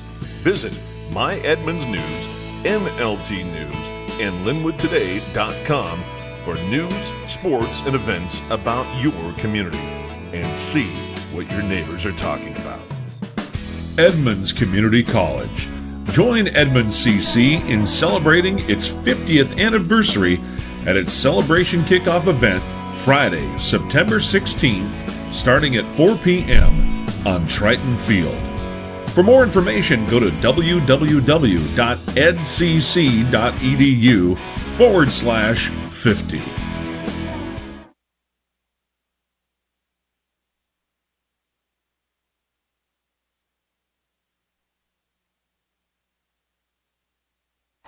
And we are back on the Sound Live Sports Network. And Scott, I look at the clock. There was about 30 seconds to go in the half, and then they just extended it 3 minutes. So apparently they've put a little time back on, which might explain something there. As we were noticing, Shorecrest didn't come out on the field right away. Perhaps they knew something the rest of us didn't, and the only one having the fun on us was the scorekeeper. Yeah, because they came out on the field, and then, you're right, it's like a minute and a half, and now they've given them a couple more minutes to get stretched out and get loosened up. And I think if you're Shorecrest, you need to get loosened up because you still have to play 24 more minutes. And we kind of alluded to it a few minutes ago, but really a young team that you're just looking to – I don't think you're ultimately coming out of the locker room thinking we got a chance to win. But really you're building towards the future. A lot of football left this season for both teams, really. And if you're Shorecrest, you're still got some big games coming up. A lot of games at your own stadium this year, by the way. I think 4 of their next 5 games are at home. And I think they're just looking to improve it from game to game and see what they can do. Yeah, they got to get the guys out there. And if you're a younger player, now's the chance. Coach puts you in the second half to go prove to him, hey, Coach, I deserve this position, and get the coach looking at me and trying to make, positive stuff going during the game. Looking at Shorecrest's schedule coming up, Mount Lake Terrace next week. That's at Shoreline Stadium. Mille Lake Terrace team that hasn't looked good as of late. So really, if you're Shorecrest, I mean, that's a Mille Lake Terrace team that lost to Edmonds-Woodway 42-3 last week. So you're in a similar boat there. Yeah. A winnable game for them. And then the following week, you play a Shorewood team that is not only your rival, it's a Shorewood team that I think currently has a 19-game losing streak. They struggle a little bit, yeah. So there's certainly some winnable games on the horizon for Shorecrest. I think you're looking to come out of here to get some work in, to get yourself better, and more importantly, probably to stay healthy. But we'll see what they can do here in the second half and see if they can at least, from my positive standpoint, try to get on the board. It's an Edmonds-Woodway team and I just started doing the math in my head a moment ago because 2 weeks ago, now that I think about it, Woodinville didn't score in the fourth quarter. They didn't give up a touchdown last week to Mille Lake Terrace, and they haven't done one yet today. So it's been over 7 quarters now since the Warriors have given up a touchdown. And that's impressive. Yeah, and those 2 touchdowns that Woodinville scored in that third quarter, one of which was set up on a punt snap that went over the head of Richardson. He downed it on the goal line. Yeah. The other one was a defensive touchdown when Krull fumbled. So really, the defense hasn't really given up a score since about the second quarter of that Woodinville game 2 weeks ago. That says a lot. That says a ton right there. I mean, the defensive unit really plays well together. And if the offense for Edmonds-Woodway can get a little more consistent on their passing game, they could be in this thing before the season ends. I mean, Linwood next week is going to be a big game for the Warriors. Well, not only Linwood next week, it's Snohomish the week after. Those two teams are battling tonight. Yeah. A lot of people, myself maybe included, kind of thinking those are the 1 and 2 teams right now in the divisions. Certainly, like you said, not a huge discrepancy. So Edmonds-Woodway, their make or break is really coming up over the next 2 weeks. Yeah, they got to get all the wins they can so they can get at least into how many teams make the playoffs? It's the top 4 right now. 4. They're going to make it in the division. First and second place will host a playoff game. Third and fourth go on the road. And like you said, first and foremost, you want to make it. But really, if you can climb the ladder there a little bit and get up higher, we'll see. But a lot of football to be played not only in the season, but still some more tonight as that ball off the foot of Jackson Carr sails into the end zone, and Shorecrest will take their first possession of the half, and they'll start on their own 20. Yeah, first down. They got 12 minutes. Coach was in a long halftime, so I'm sure he's trying to get them going. And I'm just kind of curious what his mindset is. Do we want to try to throw the ball? Do we want to try to run the ball? Because nothing's really worked for him. And see what they can come up with. Well, it's certainly a team that I think wants to establish the run first. That's kind of their philosophy. Although over the last 2 weeks, Victor has close to 300 yards passing. Granted, that was Kingston and Snohomish trying to catch up a little bit from behind. They were trailing that game most of the way, too, or they lost by 36.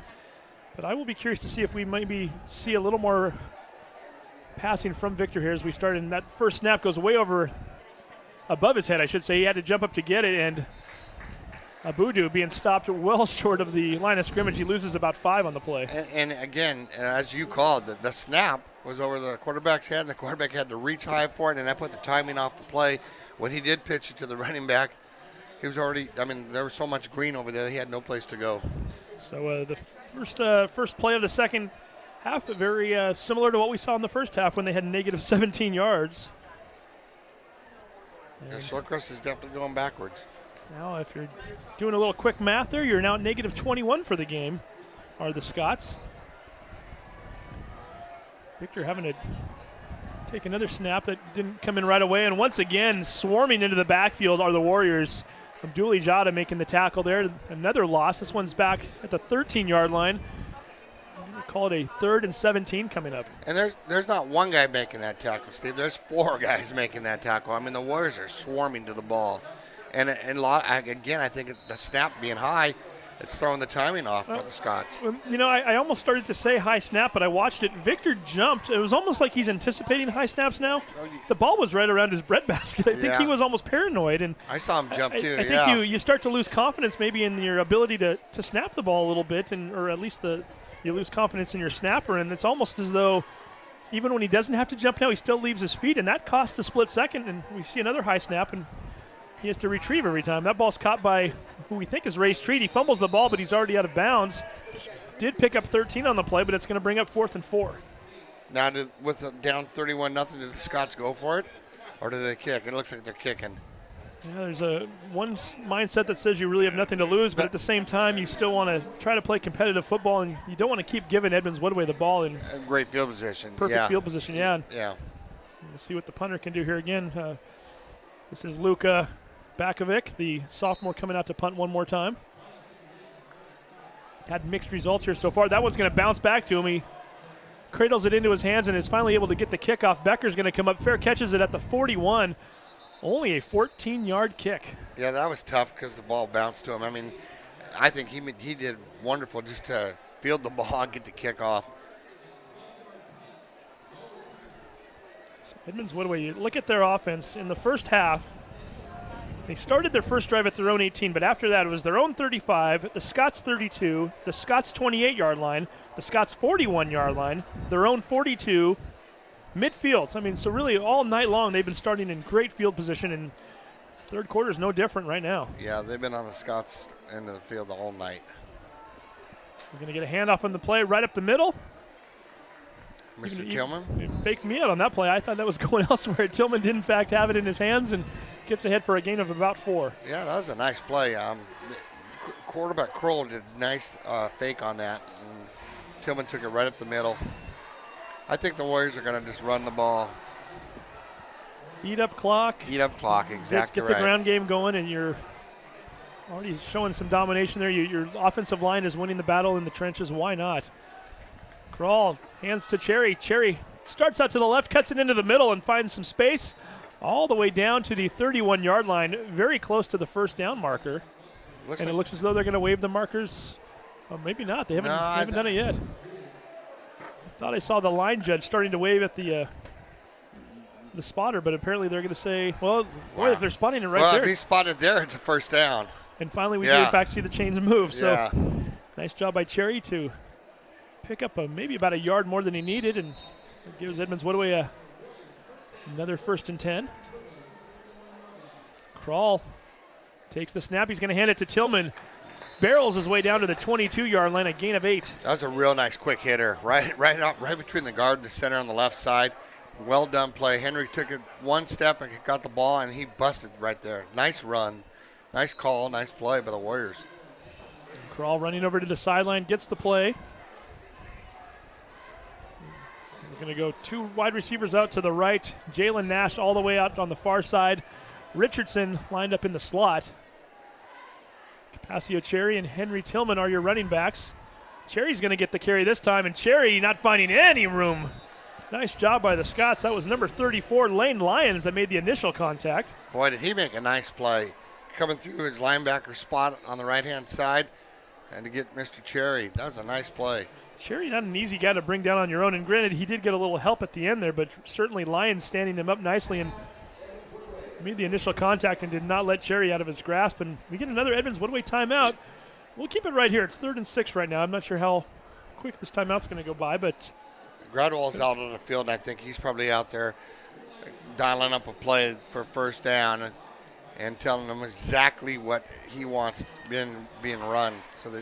And he's pretty good at that. He's got a good idea what he wants run, and they're telling him down from upstairs what kind of defense Shorecrest is playing, and so they're going to try to dial up a 3rd and 6 and see what happens. But again, like you said, and like I said, I think they're going to keep the ball on the ground. Gradwell in his 21st year as a head coach, he certainly has a lot of experience. 21st year, I should say, at Edmonds-Woodway, a former PLU football player. Yep. And a Woodway grad. Woodway grad. He's got a lot of experience in these situations. So even though they're up by 31, still the third quarter, and you still want to make sure that everybody's on the same page. So he's going to use those timeouts where he feels he needs them to get the right plays called, and he calls a handoff on this play to Cherry. The line gives him a little push. Cherry does the rest of it on his own. He gets ahead to the 24 rather. Picks up 3 yards on the play. It's going to bring up a 4th and 3. And they're going to go for it. I would think so as well, as that clock runs now with 8:20 and counting in the third quarter. And they waste no time. It's almost as though Gradwell, when he was out there, said, we're running this play first. We got 2 plays in the holster here. We're gonna go with number 2 right away, and that's exactly what he does. However, Kroll now looking over to the sideline. They might be changing it up here a bit. He's going to draw back, looks to pass over the middle. No, slant play. Was looking for Jalen Nash. Incomplete. And really, if you're Edmonds-Woodway, though, 8 minutes left here in the third quarter. You're up by 31. Your defense is just playing outstanding all night. Why not go for it, right? Yeah, they took a shot. They just didn't connect. He was open. But like you said, now your defense has just been playing lights out, so now they're back on the field. And the ball is on the 24-yard line of Shorecrest. So, it was one of those plays. You took a shot, didn't work, go out and play defense. Yeah, 4 minutes and 3 seconds into the quarter. Well, we're pretty much right about where we started here. Shorecrest at their own 24-yard line. A little bit of a high snap again. Abudu, and guess who he meets this time? A name we haven't called yet in play tonight. Big number 88, Ali Gay. Boy, Ollie came down. He just was like he finally was saying, hey, it's time for me to make a tackle. And he came down from his left end spot and went right over there and took him down. And Gay almost played that one as though he knew the snap. I mean, as soon as that ball was snapped, he immediately took an inside slant against the tackle out there, and he had nothing but space as he met Abudu before he was able to get back to the line of scrimmage. Yeah, I don't think they have anybody that's even close to his size on the line for Shorecrest. I think too many teams do for that. Yeah, that's a good at this point. level. Very good point. He is a big load there at 6'5", 240. Victor throwing the pass out into the flat, incomplete, and guess who comes up the middle that time? Number 40, the junior Dominic Lawrence. He's wreaking all sorts of havoc there in the backfield, and Victor had to throw that one maybe quicker than he wanted. I think he did, and isn't Lawrence having a heck of a game? He's everywhere on the field. Good-looking player there. That's going to bring up a 3rd and 9.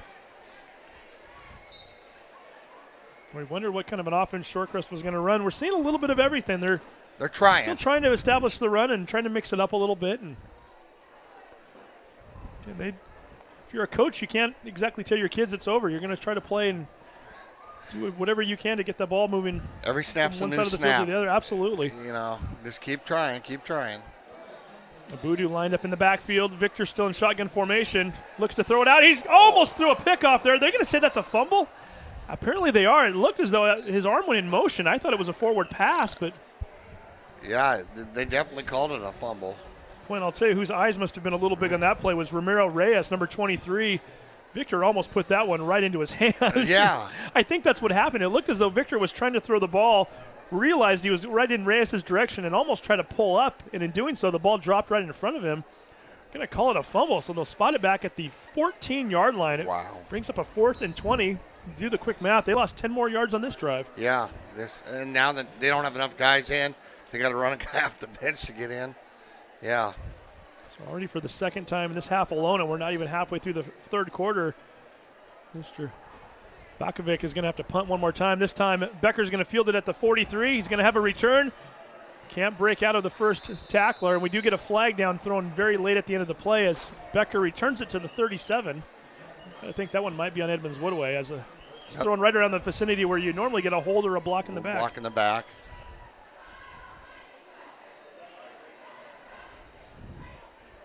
So Shorecrest right now with -3 yards in the quarter, which puts them at -20 for the game. Yeah, and that was a block in the back, Steve, so the Warriors will be back 10 yards. Let's see where they end up spotting this one. It looks as though it's going to be right from where the tackle was made, which should put them on the 46-yard line. And once again, Edmonds-Woodway starting off with great field position. Weren't able to convert on that first drive of the third quarter. Let's see what they can do on drive number 2 here with 6:10 to go.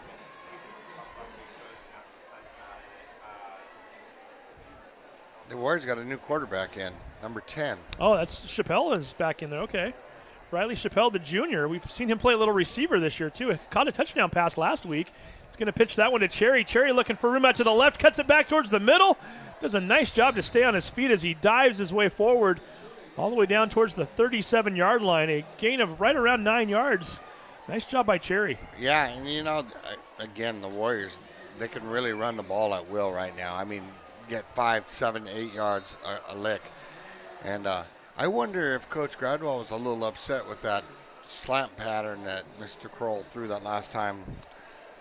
I saw him throw his hat down. That's why I know, because I've had a son that was a quarterback with him, and when the hat goes down, things aren't good. We'll take a look here as Chappelle still in at quarterback. Almost drew Shorecrest off sides. We're going to get the snap off. Tillman up the middle. Not much room, but he only needed about a yard for the first down, and based on where the line judge is walking up, I think he's got it. I want to also mention that we're looking on the sideline there right now, and I see Kroll wearing a baseball cap, so I've got to think, and he's laughing along the sideline. So there, I think it's with one of the trainers, so perhaps he's just a precaution, maybe taking the rest of the night off. Yeah, you're up could by be. 31, so we'll keep an eye on that. Get the backups some playing time.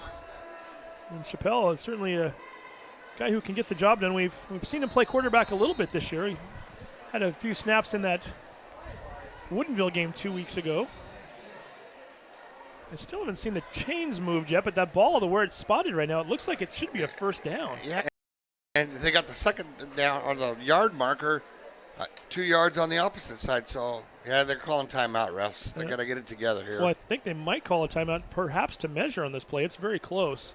I mean, from where we're standing up here, it looks like it's a first. But nonetheless, I can see where – and, again, you're right that the yardage marker hasn't moved an inch since that play, and it was a two-yard carry there, or at least a yard and a half. And here they come right now as they are going to measure. 4:54 to go here, third quarter. Starting to look out onto the field there, too. By the way, it's really turned out to be a gorgeous night out here for what we had earlier. The sun continuing to set out there in the west, just right in front of our booth here. Looking out, you see Mount Lake Terrace, and we're in the black home uniforms to our right off in the south. They're warming up in the softball field, and Meadowdale, they're starting to trickle out over to the right or the left of us here on the south side. And another game coming up later on, so folks need to tune back in at 8 o'clock to watch that. But just a good night for football. You know, and another rivalry game. You know, you got two Edmonds School District schools that really don't like each other, and you know, and that's what it's all about. And so that's going to be a great game. It's going to be a great game. I would like to say they don't like to lose to each other. Okay, some of the kids, you know, there's obviously certain times where some sides don't like, but we've seen a lot of sportsmanship over the years. And we want to encourage that as well. So, but you're right. You certainly don't want to lose to your district rival on any given night. And we'll see another Edmonds School District game coming up later on this evening. Edmonds-Woodway back under center. That's Chappelle. Chappelle's going to hand off to Tillman, and Tillman not finding anywhere to run that time. It looks like he is grabbed by number 51 on the play, that's Sean Mintel. He's one of the players making the stop. Also getting a little help from Max Long, number 70. It's going to bring up a 2nd and 10. And there was nothing there. I mean, Tillman, as soon as he got the ball, Mintel was there. And he's one of the bigger guys for Shorecrest at 6'2", 200 pounds. Got two receivers out here. Nash to the right. Looks as though Richardson is out to the left. Shorecrest almost jumping in that neutral zone and did, in fact. And that's going to give Edmonds-Woodway an easy 5 yards. And if you're Shorecrest, you're already struggling to get the ball back tonight.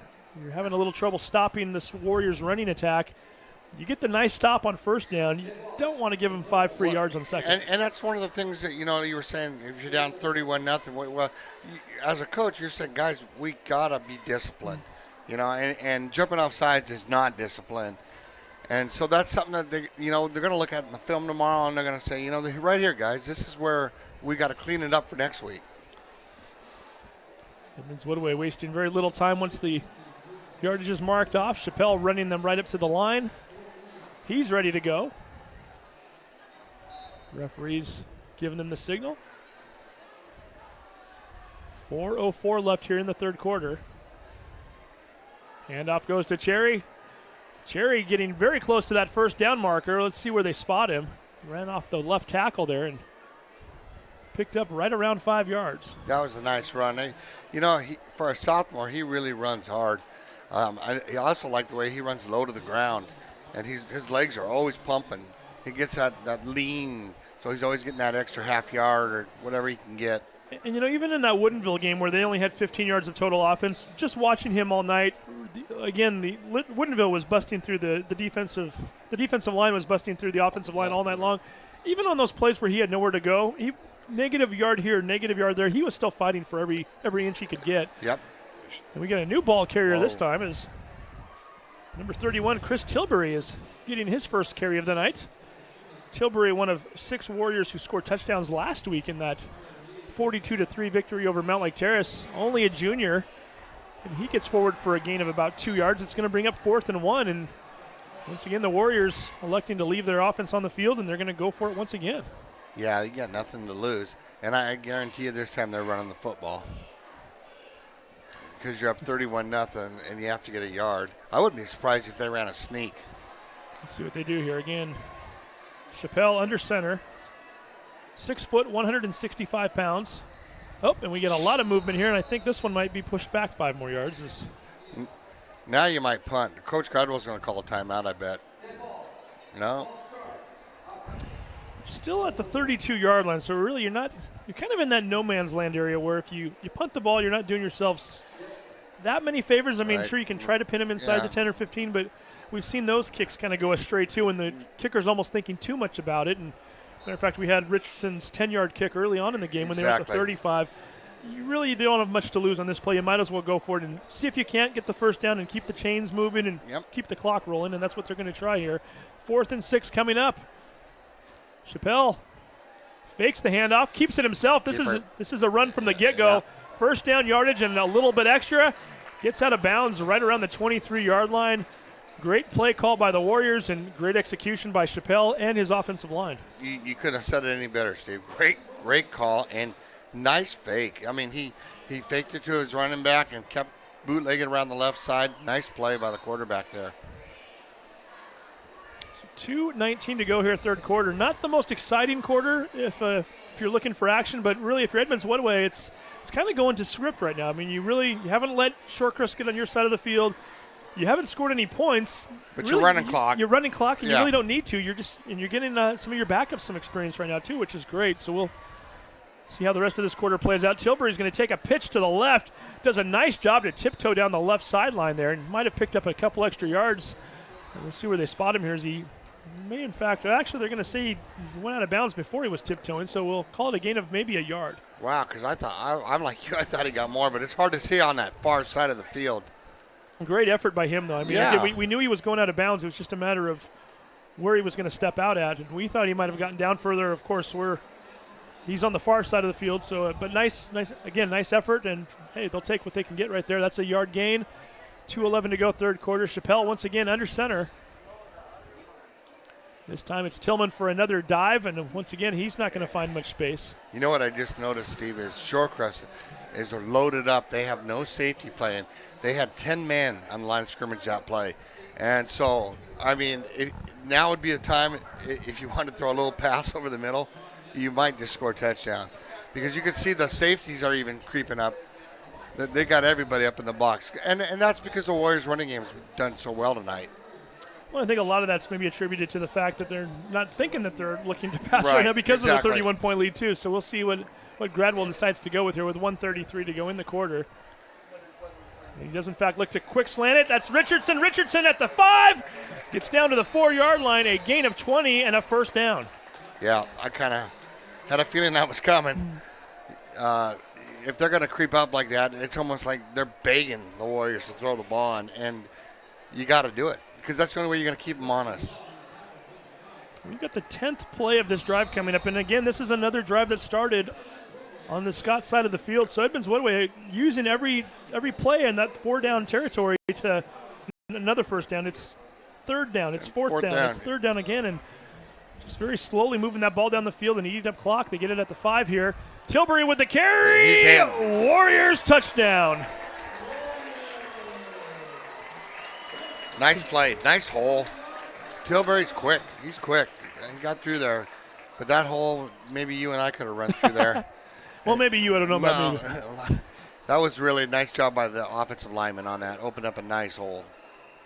So Chris Tilbury getting the 5-yard touchdown with 1:03 to go, third quarter. Jackson Carr, who's been perfect so far tonight, not only on PATs, but also his one field goal attempt. Looking to put another one through. The kick is up, and the kick is good. We'll take another quick break. I guess the only suspense now, does Shorecrest get a chance to score tonight? Stay tuned. We're going to take a break. You're watching the Sound Alive Sports Network.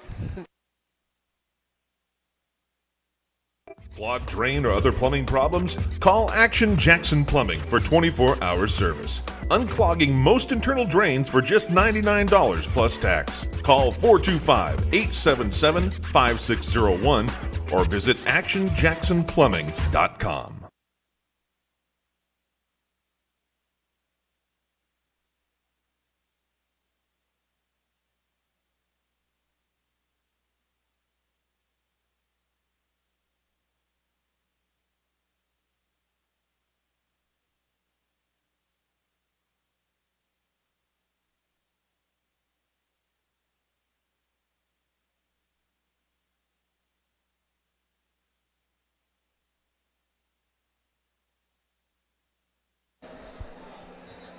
And welcome back to the Sound Live Sports Network. About the only thing that's gone wrong for Jackson Carr kicking tonight, the ball falling off the tee. If that's the worst thing that can happen to you on first 3 quarters of play, that's not a bad night. So he will put that ball back up and get the next kickoff.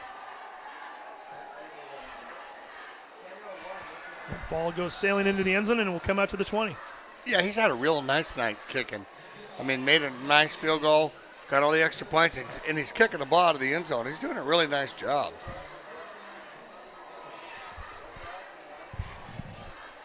So Shorecrest once again starting off at their own 20-yard line.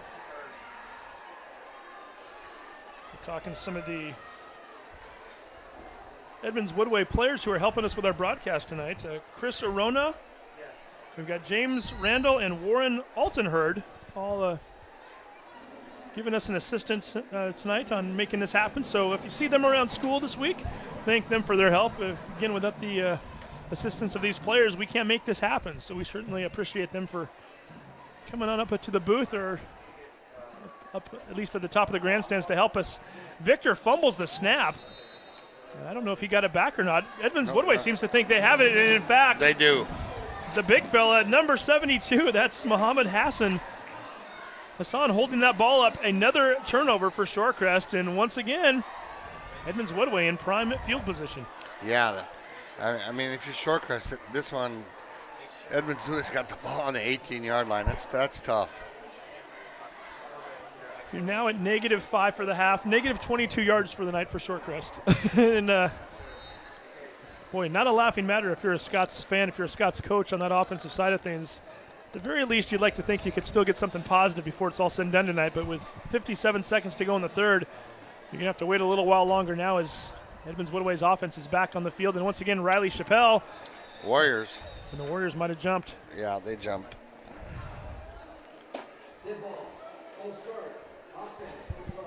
This game was very reminiscent of last week. Edmonds-Woodway scoring 42 points in that game.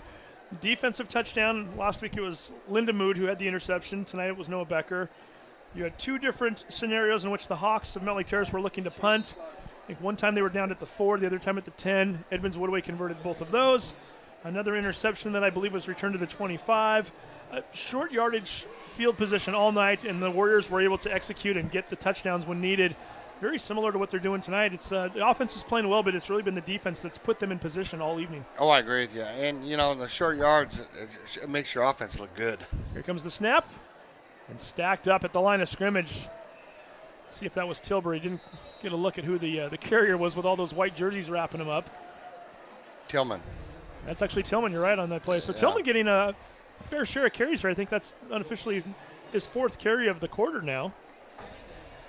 Going to bring up a 2nd and 15. Yeah, and you know that's Coach Gradwell just running clock, and he's very aware of the situation, and he's just playing it cool.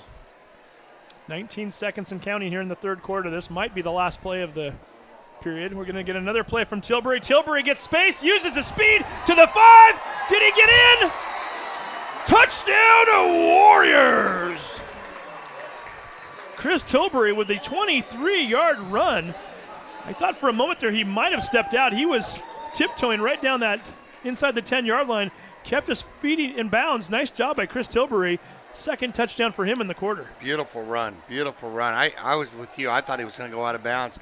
He just kept his feet right inside the out-of-bounds line and brought it in. Nice job. So once again, Jackson Carr on to kick the PAT. We are now at 44-0, which means that for the remainder of the game, we will have a running clock. PAT makes it 45. So during the entire 4th quarter, incomplete passes, touchdowns, whatever it might be, the clock will continue to run. We've still got 9 seconds to go here in the 3rd quarter, so we'll take another 30-second break. You're watching the Sound Alive Sports Network. High school football on Sound Live Sports Network is presented by My Neighborhood News Network, South Snohomish County's online gathering place. Visit My Edmonds News, MLT News, and LinwoodToday.com for news, sports, and events about your community and see what your neighbors are talking about.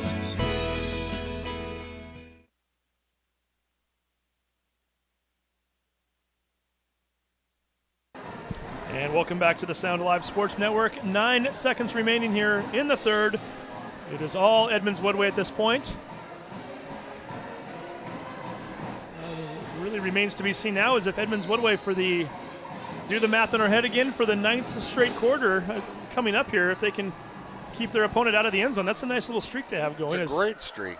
Ray Street racing forward to the 26, a slam down hard. Nice tackle on the play by number 2, Carlos Serrano, I should say, the 5'10", 180-pound junior. And that is, in fact, the end of the quarter. We'll take yet another break. You're watching the Sound Alive Sports Network.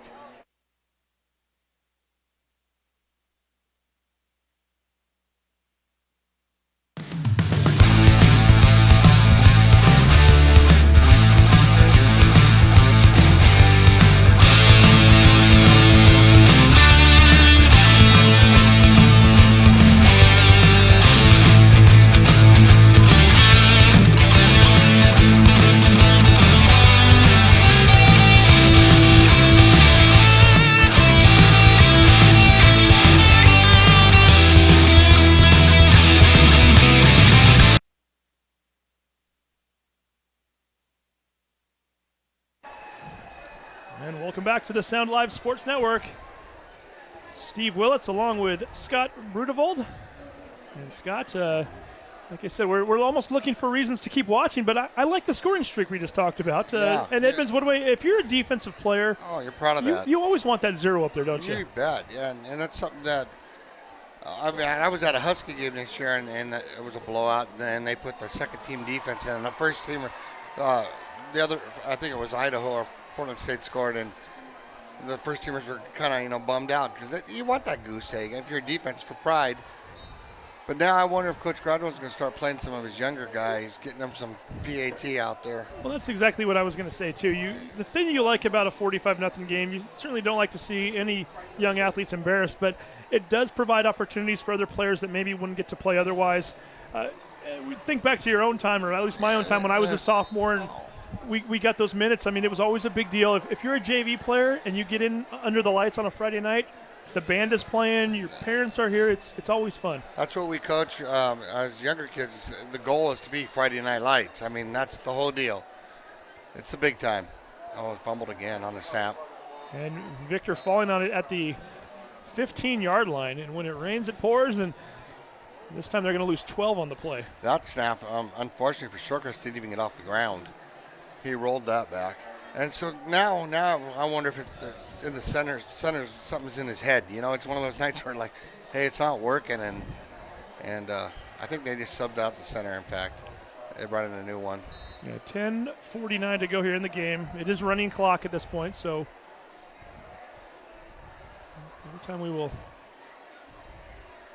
see breaks in the action, at least breaks on the scoreboard with the time as if there is an injury.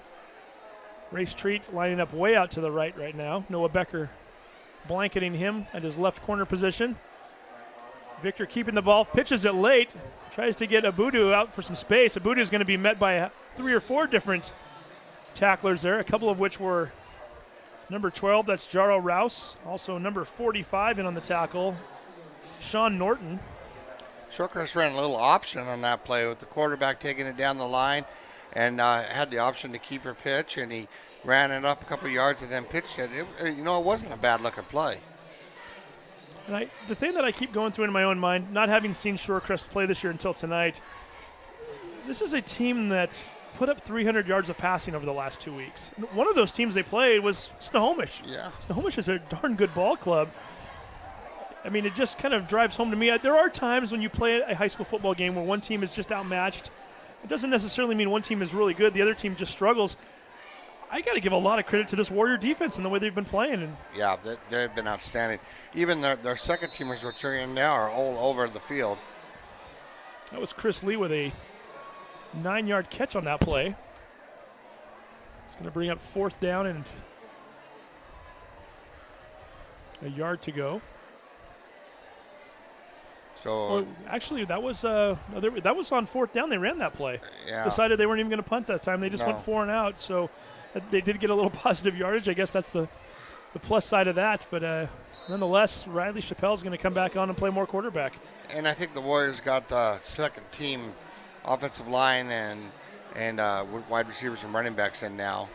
So we'll see what happens. But again, the Warriors take the ball on the 28-yard line, which has been the theme of the whole game. Yeah, 8:42 to go here in the fourth quarter. Tilbury, who already has 2 touchdowns in this half, he's still in the game. Going to get a new fullback in there this time. And I'm trying to get his number there. It's number 39 getting his first carry of the night. Gabe Schimpf, the 5'6", 155-pound junior. Schimpf getting in there and picking up a couple of yards on the play, brings up 2nd and 8. And see, this is a neat time for a guy like Gabe. I mean, he's been on the sidelines all night. He's a junior, and now he's out there getting some prime time playing time. It's pretty cool. I like I said, I just going back to my own days and on this very field here, it was always special. So I love to see sophomores and juniors and even some of the seniors who maybe don't play. Exactly, the seniors that don't get to play. You practice all week for this, and it's always nice to get that opportunity. Chappelle up the middle on what was, I think, a botched snap. I don't even know if that was the called play. Kind of bobbled a little bit, just put it away and ran right up the middle, and hey, it worked. He picked up 12 yards. Wow, it was a smart play because if it was a botched snap, I mean, he picked it up and went straight ahead and got 12 big yards. That's outstanding play by the quarterback. 7:30 and counting right now. Edmonds-Woodway letting that clock tick down as much as possible. I think that's partly a sportsmanship deal. We always like seeing that, so they're not going to run up there necessarily to hike the ball right away. Schimpf playing fullback still. You got Tilbury at the tailback position. Handoff's going to go to Tilbury. Bounces off of a couple of tacklers and gets forward for a couple of yards. And Tilbury listed at 5'6", 140, and I like the way he's running. I mean, he runs like he's 180 pounds. He's getting some contact in there. And he hits the hole quick. I mean, he's real quick. Yeah, he's a good-looking running back. It was only a yard gain, but it was a hard-fought yard at that. It's going to put the ball on the 14-yard line. Chappelle with 2nd and 9, letting that clock tick down a little more before he gets under center. Hands off to Tilbury. Tilbury with a hole. Tilbury up the middle, gets the first down and then some. All the way down inside the 5-yard line. They might spot him down right around the 4. He was smelling that third TD of the night. He was definitely thinking about it, wasn't he? Yeah. And you know what? I said first down and more. I think they might have stopped him just a little bit short. It's very close. I thought he was inside the 5. They're going to say he was right at the 5. 3rd and 1. 3rd and a short one at that. Let's see if they reward the junior with possibly another touchdown here, perhaps. We'll see. Maybe you give it to the fullback. No, they're going to give it to Chappelle. And he's in. Right towards the goal line. And he's into the end zone. Touchdown, Warriors. Riley Chappelle, give him a 5-yard run on the play. Edmonds-Woodway for the first time this year into the 50s. 51-0 with 5:55 to go. Yeah, I don't, here comes another kick for Mr. Kerr, who's having a heck of a night. Well, this would give him 10 for the night if he can convert this. He has 6 PATs and a field goal already. And he's not even the leading scorer. Tilbury's got that mark. That kick is up. Beautiful. And that kick is good. We should say Cherry has 2 touchdowns too, but yeah. At any rate, that 52-0 score, 5:55 to go. Take another break. You're watching the Sound Alive Sports Network. Clogged drain or other plumbing problems? Call Action Jackson Plumbing for 24-hour service. Unclogging most internal drains for just $99 plus tax. Call 425-877-5601 or visit actionjacksonplumbing.com.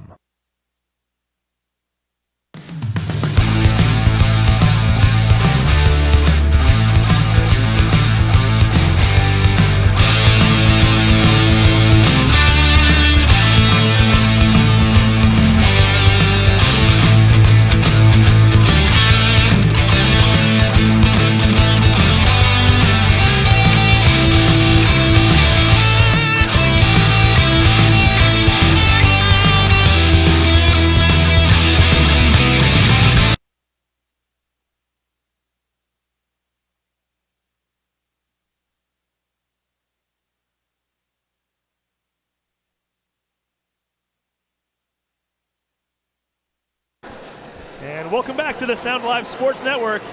Edmonds-Woodway trying to hold on to the shutout, 52-0 right now with 5:51 to go. And that's one way to do it right there is they stop the kick returner, number 24, Adam Hassan. Hassan not even able to get back to the 20. He's going to be tackled at the 18. And like you said, the real drama now is, well, drama is to see if they get the shutout, but really the fun is to see some of these JV players and give them an opportunity to shine. Yeah, you can see for the Warriors, they got all their, probably all their whole JV squads out there right now, which is a cool thing. And these young men are going to get a chance to see what they got. For Shorecrest, I think what the first thing they got to do, Steve, is hope they get a first down. They got to play for a first down. Take baby steps. And, if you bust one, you bust one. That's a bonus. But take one step at a time.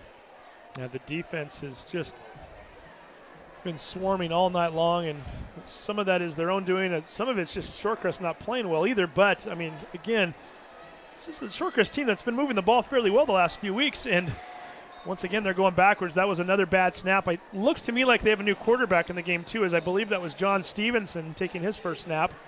And welcome to the game, Mr. Stevenson. A bad snap, and you get swarmed under for 5 yards of lost yardage. And once again, they're going backwards. Yeah, and he's a sophomore, so he's probably thinking, wow, this is really fun. Yeah, thanks, Coach. Right? Yeah, put me in here and let me get hit. No, you know what? Maybe he can get a spark going, and, they get something going for Shorecrest. Anything right now would be positive. If you could even just get down the field and pick up 2 first downs at this point. Certainly. It would be something. So let's see what they can do here. They're going to go to a trip set now. We haven't seen this really all night. Let's see what they can do here with 4:06 to go. And another high snap, and the whistle blows the play dead, and that's very fortunate for Shorecrest. I think Shorecrest called timeout from the coaches because they're giving them a timeout. And I think the way the coach is walking out on the field, so with 3:58 to go, and you almost kind of throw your hands up and go, I'm glad they're still coaching, but timeouts really. Okay, so we'll keep it here for a minute with 3:58 left. A chance for the teams to regroup a little bit, and again, it's at this level, it's about teaching too. So sure. Brandon Christensen, he even though it's a 52-point game, he wants these guys to go out and execute and work on their offense a little bit. And he sees something he doesn't like, I suppose he's going to. Yeah, I think and that's exactly what happened. He was over the sidelines and saw something. Because, as you said, that's the first time they ran. They spread everybody out. They ran trips to the right.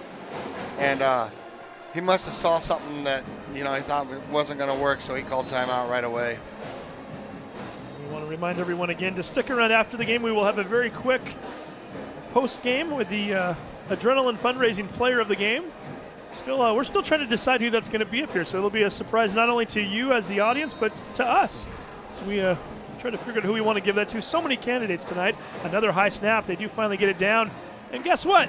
Still not going forward as about 5 or 6 Warriors right on top of the running back as soon as he touches the ball, and that's going to be another 2-yard loss. I wonder if Shorecrest should put the quarterback right behind the center. Because they are really having trouble with that snap. That would be one way to take care of the high snaps, right? Yeah, they're all game. It hasn't, and it doesn't matter who's quarterback or who's center. It's whoever they have out there. They've really struggled at that tonight. So 3:26 left on the clock. 3rd and 16 coming up from their own 13-yard line. Again, another reminder: Mount Lake Terrace versus Meadowdale, 8 o'clock tonight. We'll take a break after this one's over. That ball snapped back towards the end zone. Did he get on it in time? Safety. Scramble for it. It is a safety.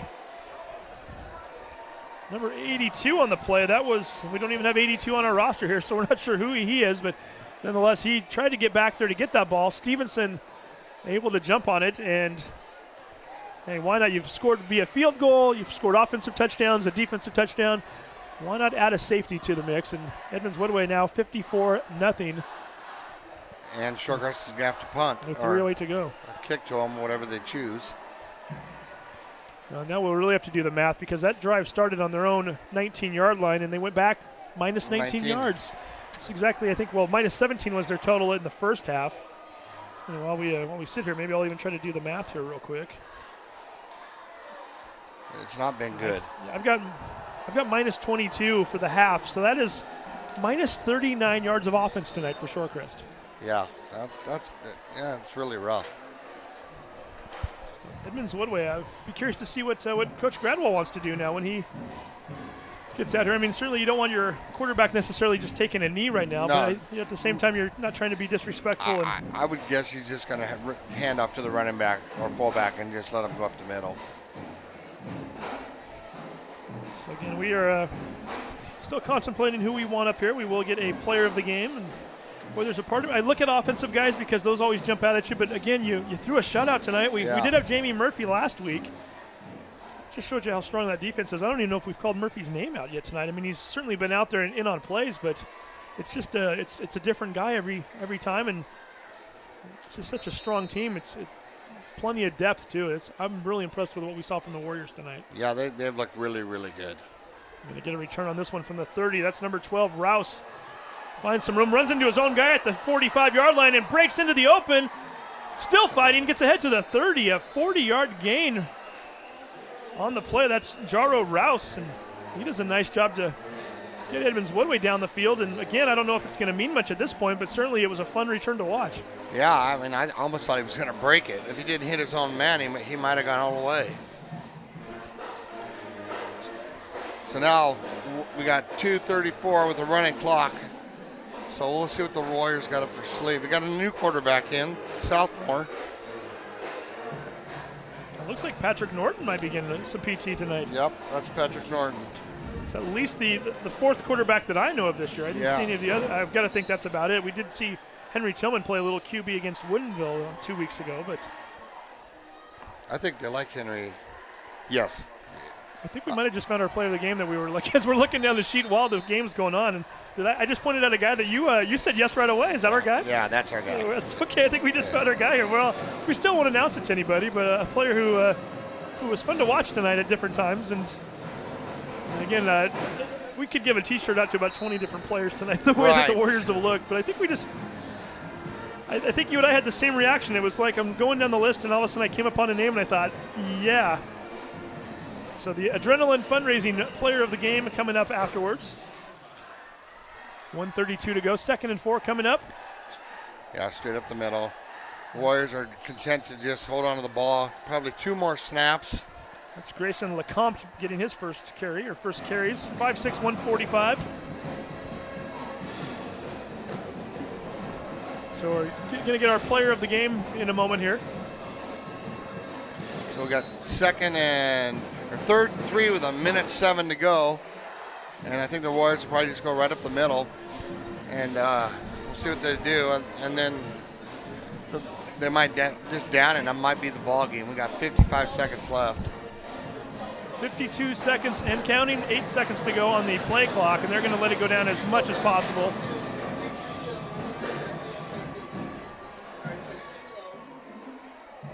Hand off, nice job to break out of it, and getting down to the 20-yard line, they get the first down, and I like the fact that the Warriors sideline also celebrating, as they know that these are guys that aren't getting a lot of carries during the game, and Grayson Lecomte spins forward for the first, and immediately about 12 guys right in front of him jumping up and down to celebrate. 23 seconds and counting. The Warriors do not even have to snap the ball again. Nope. Clock is going to expire. And it's just a matter of ticks now before the Edmonds-Woodway puts the 54-0 game into the books. Again, a 2-week total for them of outscoring their opponents 96-3.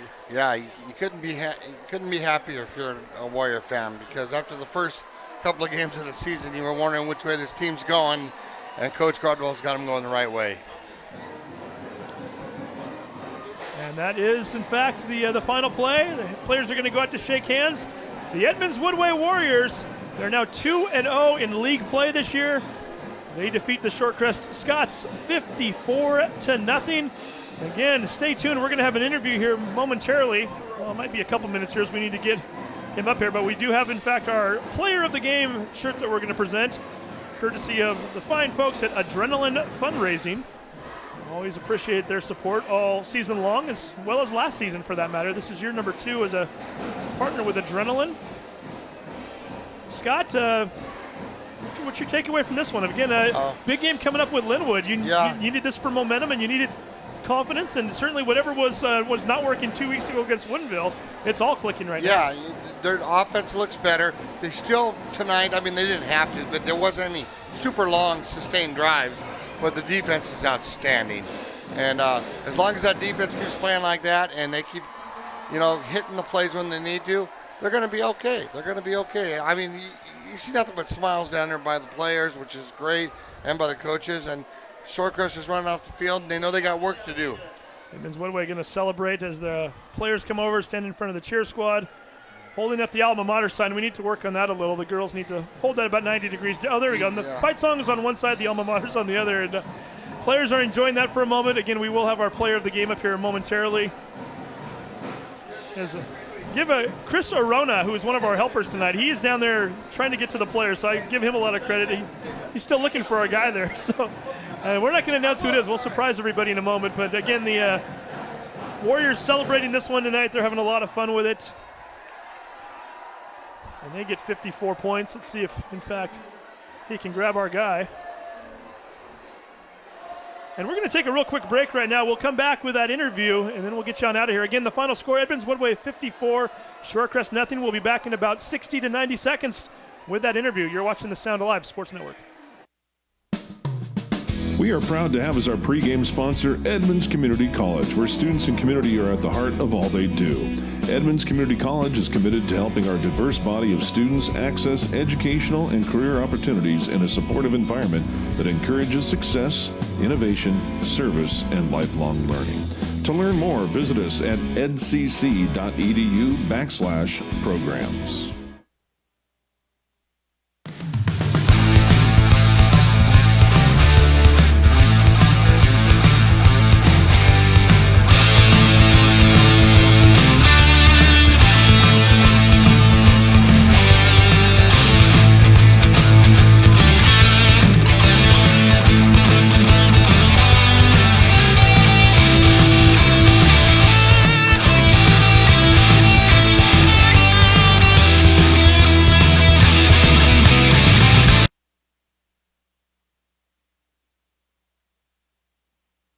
Clogged drain or other plumbing problems? Call Action Jackson Plumbing for 24-hour service. Unclogging most internal drains for just $99 plus tax. Call 425-877-5601 or visit actionjacksonplumbing.com.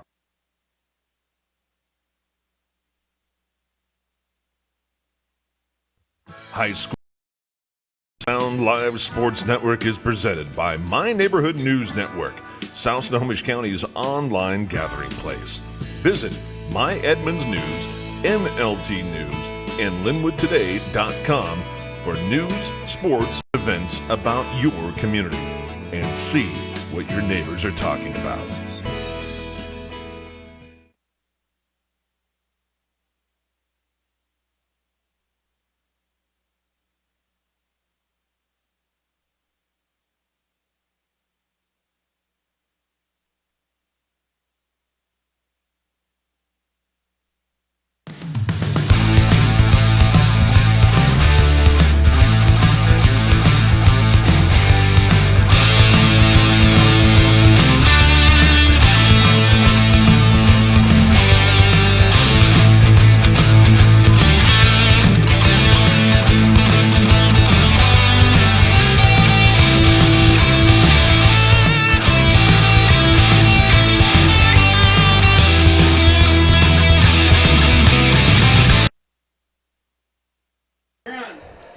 Welcome back to the Sound Live Sports Network.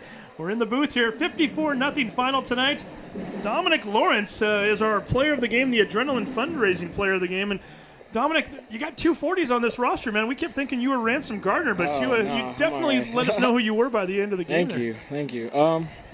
Well, last week, Jamie Murphy got player of the game, and that really made me mad. I was like, I need to get player of the game this week. The whole week, I'm like, okay, Mr. Player of the Game.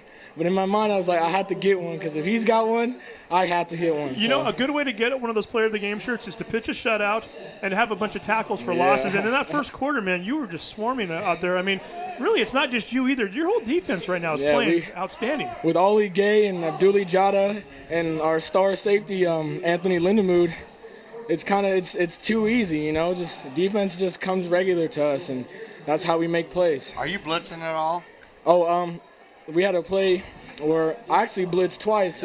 I came off the side, and that fumble happened, and then I came up the middle and another fumble happened. So. And you're not even getting touched on those blitzes, are you? Yeah, no. It's designed. We were talking about this up here in the booth, too. Third quarter, you're up by like 31-38. As a defense, what does that 0 mean on the scoreboard to you guys? Well, it means we got to go out there and keep playing because that's what we look for every week is shutouts. And if we can get a shutout and we can just really dominate a team the whole game, that's what we're going to do. That's a goal, right? Yeah, it's a goal for the rest of the season. Now, I've got to be honest. 2 weeks ago, we're sitting here. You guys lose 31-0. You're 0-2. Some of us were starting to kind of wonder if maybe this just wasn't the Warriors' year, and all of a sudden now you've outscored your opponents 96-3. You got a Linwood team coming up, and then Snohomish right behind them. You guys are right back in the thick of this thing, aren't you? Yeah. That Woodinville game, it was just we started playing together, and we weren't really used to being together as a team yet because it's only the second game. So by the time the third and fourth game happened, we were already locked in. We were ready, and we didn't like getting shut out. So we really had to come together as a team and try to win games so we can be in this and not lose playoff opportunities. And they were more than just in it. They won again, and you're 2-0 in league play. That's the most important thing, right? Yeah. Next week we have Linwood. Alton, who also had player of the game. And, he's gonna be a really tough task for our defense. But if we study film and we practice hard this week, I really think we could stop him. Yeah, Alton Hammond. That's the quarterback for Linwood, who can not only beat you with his feet but his arm too. So I'm sure you guys will be working on that all week, and maybe you'll need one of the scout team guys to act as though they're Alton Hammond this week, right? Yeah, that's really, he's not the only one on the team, though. There's all types of threats they have on that team, so we just have to keep him in mind, and we're going to watch the film this week, and we're going to see other players that we have to key on so we could possibly have another shutout. So before they go and start keying on Linwood, you might as well go and enjoy this one first, right? So yeah, 54-0. Hey, congratulations, Dominic Lawrence, and we'll get this roster thing figured out because we can't have two number 40s because this number 40 here, he deserves his own number, right? Yeah. So Dominic, a great game tonight. Fantastic 2-week run for you, and best of luck next week. Thank you, sir. All right, appreciate it. So again, that's Dominic Lawrence, the Nice junior. game, Dominic. We're going to let him get on out of here and get down and celebrate this with his teammates. And again, we'll keep this very short. And where we go, we've got the schedule up right now as we try to look in there. I'll go ahead and grab mine right here off the window so I can see it a little bit better. We just mentioned Linwood coming up next week, Snohomish the week after.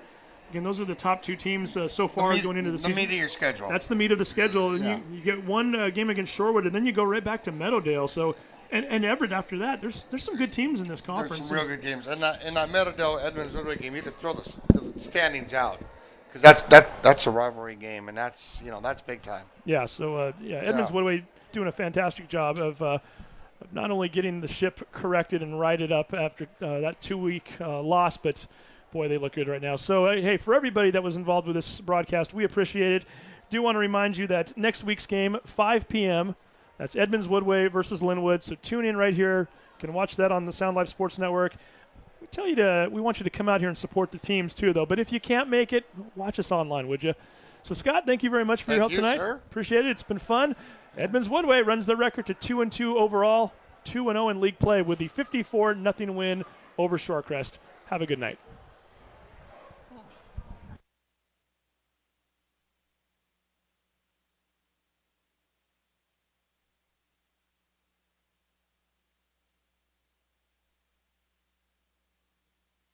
High school football on the Sound Live Sports Network is presented by My Neighborhood News Network, South Snohomish County's online gathering place.